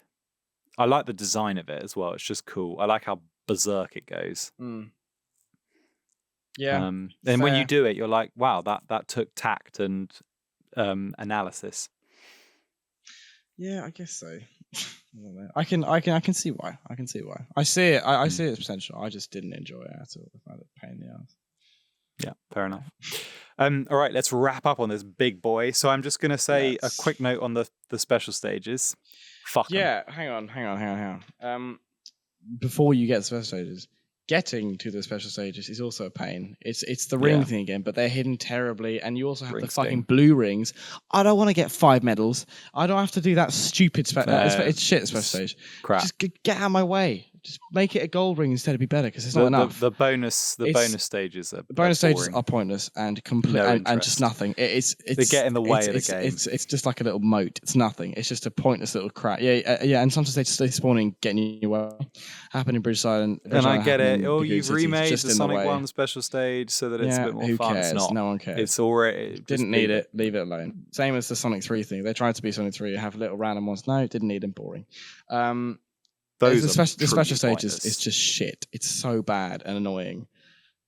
It's just not fair. You're constantly clicking to grab, and then when you do it, because you're constantly clicking, you then release it, and it doesn't work. It's just bad. It doesn't work because the reticles don't come up enough. It's not very responsive. No, it's just poorly designed, poorly made, and just annoying. Not fun. And the reward you get for it, which is the emerald powers. I'm sorry, as we said earlier. Pointless. Yes, that should have been a gimmick that like sort of defined the game as a thing that's in it, you know, because all Sonic games have this defining kind of like gimmick thing. They're just so negligible. They're just so nothing. They're so kind of not noticeable. They're just there, and you barely use like 80% of them. It's just stupid. It's not an incentive to get it, but you get Super Sonic, which helps. It's a shame. Helps speed up the pain. Like everything with this game, it's just sort of slapped on. Feels like it's a good idea, executed poorly. Special stages in a game that struggles with momentum, you know, as a whole. Why would you make the special stage all about momentum and swinging through this boring environment? No, sorry, they're a pain. Yeah, think about how great some of the special stage environments have been in Mania and CD, and then you've got this kind of purple blue. You know what I think it's the special stage as a concept is fascinating. It's a pocket dimension where you can literally do anything. Think about it. It is a blank canvas. They could get away with literally anything because it's a special stage. You could have callbacks to previous levels. You could have random things happen. Let your imagination go completely wild. And they've settled with a sort of bluish environment where you swing through with these like a monkey across these balls, and yes, there's kind of crystalline structures that are vaguely cool, but no, they're not. That imagination is demonstrated so much in CD, and it's brilliant. It's never been better than it CD. Makes it so it's so cool. What a place! And then you've just got that. This like sort of, I don't know, this sort of like this kind of default like background. It's like a sort of Instagram theme that you put in. You know, it's just nothing. Yeah. No, it's crap. Shit. I can't. Wasted. No, CD is probably, off the top of my head, the only game I can think of which does justice to the special stages. Yeah. With those amazing backgrounds and UFO. It's just incredible. Agreed. Whereas this, shit. Fart. They could have done well, and it's not. Agreed. They could have done anything, and they chose something just unbelievably mid, like the rest of the game. Agreed. Yeah. Okay. Is that everything? Should we get into the game? I think ranking? so. I think I've said everything I want to say. I'm checking. I have to. The only thing I didn't mention was the big animals thing, but I did that. That was good. Medals are crap, but we've been over that. Yeah, and it's not. And the fucking credits. As if you didn't have a hard enough time playing all that shit. You get through it, and then you got to sit through literally 15 to 20 minutes of just this wank music. It's it's just, and you're kind of running. It's just boring. A lot of the modern games do now. They have just kind of like hour-long. Colors Ultimate did it. It was just fucking awful. And it makes you watch it 3 times. Main story, trip story, and final story. Do I need to watch it 3 times? No. It's so annoying. I suppose the only thing we haven't mentioned, which is it is really cool, is Mecha Knuckles. Oh yeah. Metal Knuckles. He looks is in it, and he does look gorgeous, and it is really cool that they've made the decision to bring him back. Yeah. That is a massive plus. That's great. I know. Not quite enough to redeem the game. No, because he's like not in it. He's in battle mode. We're both big fans of Sonic R. It's the only time that Metal Knuckles appears, who is one of the most mysterious, enigmatic, beautifully designed and interesting characters in the whole franchise. And the fact that he only appears in that one game, and then to bring him back in beautiful 3D, that's cool. It's really, really cool. It's really good. So well done, Superstars. Let's end on that positive note. You brought back Metal Knuckles. That is really cool. Didn't use him, but still, at least we can see him. You know, at least we can spin him around and admire how nice and wet and shiny he is. Oh, exactly. So wet, exactly. He's beautiful. He's lovely. He's really, as is Metal Sonic. Metal Tails is kind of weird. Didn't need him. Or Metal Amy. Or Metal Trip. Or Metal Knight. I don't treat those as canons. No, didn't need them. But yeah, still. It's great to see the boys. Metal Sonic, Metal Knuckles. It is great. It is great to see him.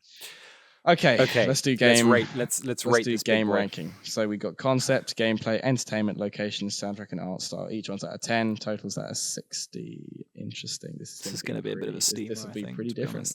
So concept. I'd say in nearly every regard they've failed. In terms of concepts, story bad, gameplay is bad. It's probably 2. Execution's bad. But the concept. Well, I'd say 3. The concept of a 2.5D 2D game is nice. I've always wanted it, and it should be great. So the idea, again, we've had this before. The idea is good, or the basic fundamentals of the idea is good, and then everything else from it is not. I'd say 3. I think 2 is a little bit harsh, but 3 because it will suffer for the parts of that later. I know, but I'm really thinking of the story, which I just hate so much. But that's not. I agree. A 2.5. Yeah, you're right. A 2.5D game in new environments with our favorite 4. Yeah, should be good. And Fang's back. You know, it's and Fang's back. Yeah, maybe it should be. It's good we did Rush just before it, because actually there is a lot of comparisons with the 4 main characters and their moveset. Actually, that just really quickly, we didn't mention how the characters play, and we talked about that quite a lot in Advance. I love how Amy plays. Yeah, I think Amy is the highlight. Agreed. To be honest, she's great. Unlike in Rush, in Advance, where she's a pain. Yeah. She's actually so good. The hammer attack works really Hammer's well. Great. Knuckles' momentum is dreadful. Tails is okay for exploring, but Sonic's still fine, quite slow. and Sonic's fine, but he's nowhere near fast. I mentioned that they're all too heavy and too slow. They are just too heavy. But actually, praise to Amy. She's the best part. Yeah, of the game. by far. And the double jump does wonders. It really helps. Yeah. Okay. Well, so that takes us. 3. We're saying 3 is concept. Yes. Bringing Fang back. Wait, hang on. Because concept on. is, I think, so bringing Fang back. That's a good idea. The not new environments in a new location with the 4 characters that in 2.5D. That's a good idea. Yeah. The 4 characters being all playable different styles. It's somewhere between 3 and 4. Nah, mate, it's 3. It's 3. Okay, 3. Fine, Okay. 3. Gameplay.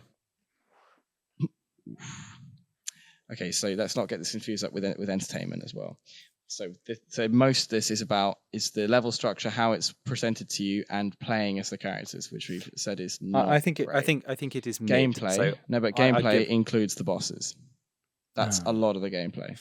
Well, so no, it's not. That's more entertainment. I think if we're talking about the long times, that you have to wait. The gameplay of that's entertainment. The gameplay of the bosses is bad. They're badly designed bosses. Nearly all of them. Some of them. A lot of them are. And it's just not. Yeah, I don't know. Like I said, it feels heavy to play. There's not much speed. It's not. I don't know. It's just not. And the level thing's bad. The hub is difficult. It's not. If you strip away the idiosyncrasies of how annoying it is, it because of play reasons, terribly. It's not bad. It's just mid. So I would say it's gameplay. It's 5 or a 6. I would have said 4. So let's do 5. No, it's higher than 4. Let's do 5. I think 5. It's just mid. Yeah. Right. Entertainment 1. Oh my god. No. 2. I fucking hate this game. I don't want to play it again. I will play it again. The same, but I don't want to. I won't for want a long time. A long time. I got so little enjoyment out of it compared to most Sonic games. I got so little enjoyment. I think it's a 3, mate. No. I enjoy. I part of me kind of liked conquering it because it was hard. I can't lie. And I think that has to be acknowledged in some way. You get nothing, but it was for the wrong reasons. It's just to be free of it. That's not fun. I think I would like to give it a 3. I'd like to give it a 3. I'll let you have the 3 because I got the 5 for good gameplay. But fuck. Just know for the record, I would give it a 2. Okay. Locations: Bridge Island, Speed Jungle, Sky Temple, Pinball Carnival, Lagoon City, Sand Sanctuary, Press Factory, Golden Capital, Cyber Station, Frozen Base, Egg Fortress. 5. Pretty mid. 5 is fair. I agree. It's just mid. Yeah. Okay. Soundtrack. Ooh. 3. Because I'm afraid the majority, I know they're great. No, 4. Because I think 4. Because they're really because great. The ones that the 4 or 5 tracks that are good are really good. Yeah, but the bulk of it's shit. No, don't forget the menus, the options.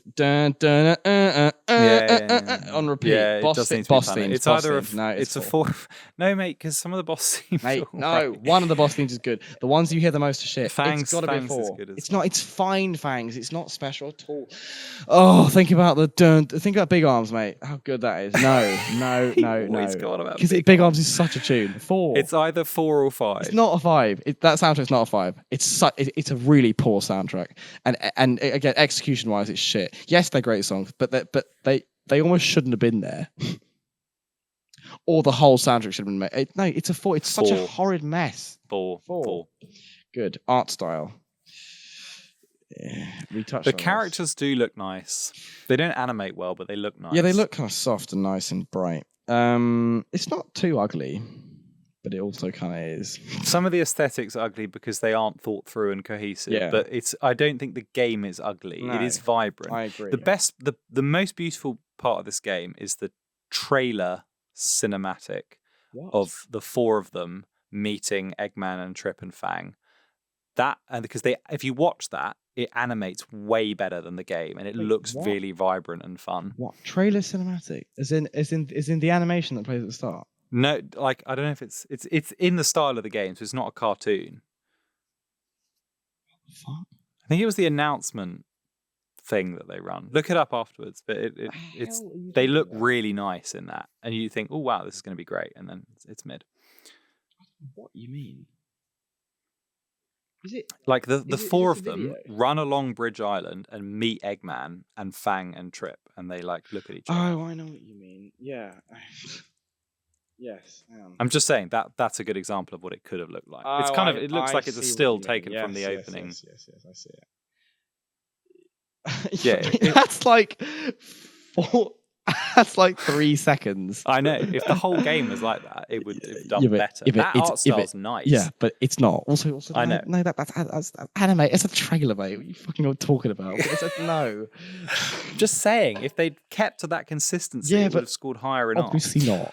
I think it's probably. I think it's like 5. No, again. I think it's a 5. Yeah, 5. Yeah. Because it's not great. Gives us a total of. Oh, okay, right. 2, 3. I think 25. Let me just check. Don't get it Not wrong. great at maths here. Hang on. Just read out the numbers. I'm doing it now, shut. For 25. Yeah, I'm right. 3, 5, 3, 5, 4, 5. 25 out of 60. I'd say that's fair. I think that's fair. Yeah. That's like accurate. mid and a bit below. Yeah.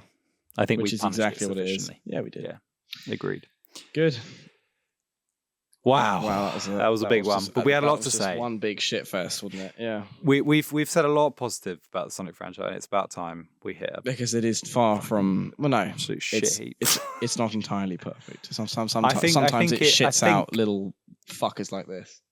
I think this is the worst. I think this is my least favorite Sonic game, but maybe I'll be corrected as we go through. But I'm struggling to think of something I'm going to dislike more. I don't hate any Sonic games, and I'm very close to just hating this game. I don't hate this game, but I'm not fond of it in anything like the same way I'm fond of all the others. And I think a lot of that is because of all those things that you love about Sonic. The characters and the games just aren't there as strongly and clearly as they should be. I also don't think it's going to age well at all. No, I don't think. I think it's already. We won't come back to it in 5 years and think, you know what, this has it didn't have something going for it. It just didn't. It's going to kind of age. No, I'm not sure they'll make a game like it again. No, it didn't. Yeah, no. I hope they don't. I hope they learn from this and they do something different. I know. Hopefully, because it's a shame that I mean use the people who made Mania. That's going to be it, isn't it? Please. Or look at what they did with Generations and use that. Yeah. Agreed. Okay, right. Good stuff. Let's wrap on Superstars. Mid to low game. Yeah, exactly. Heavily. Some highlights, but mainly a bit disappointing. I strongly dislike it. Close to hate. Okay. Well, you're in luck because next on the next step, we're going to do something so much better. Do tell. A masterclass of a game. Sonic Riders is next. Oh yeah, from 2006. I can't wait for that. It's gonna be so good.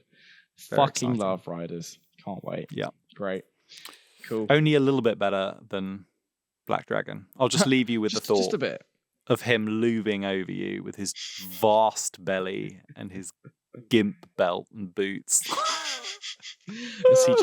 As he flaps pathetically over you, going his tiny little wings, spitting out purple shit. Yeah.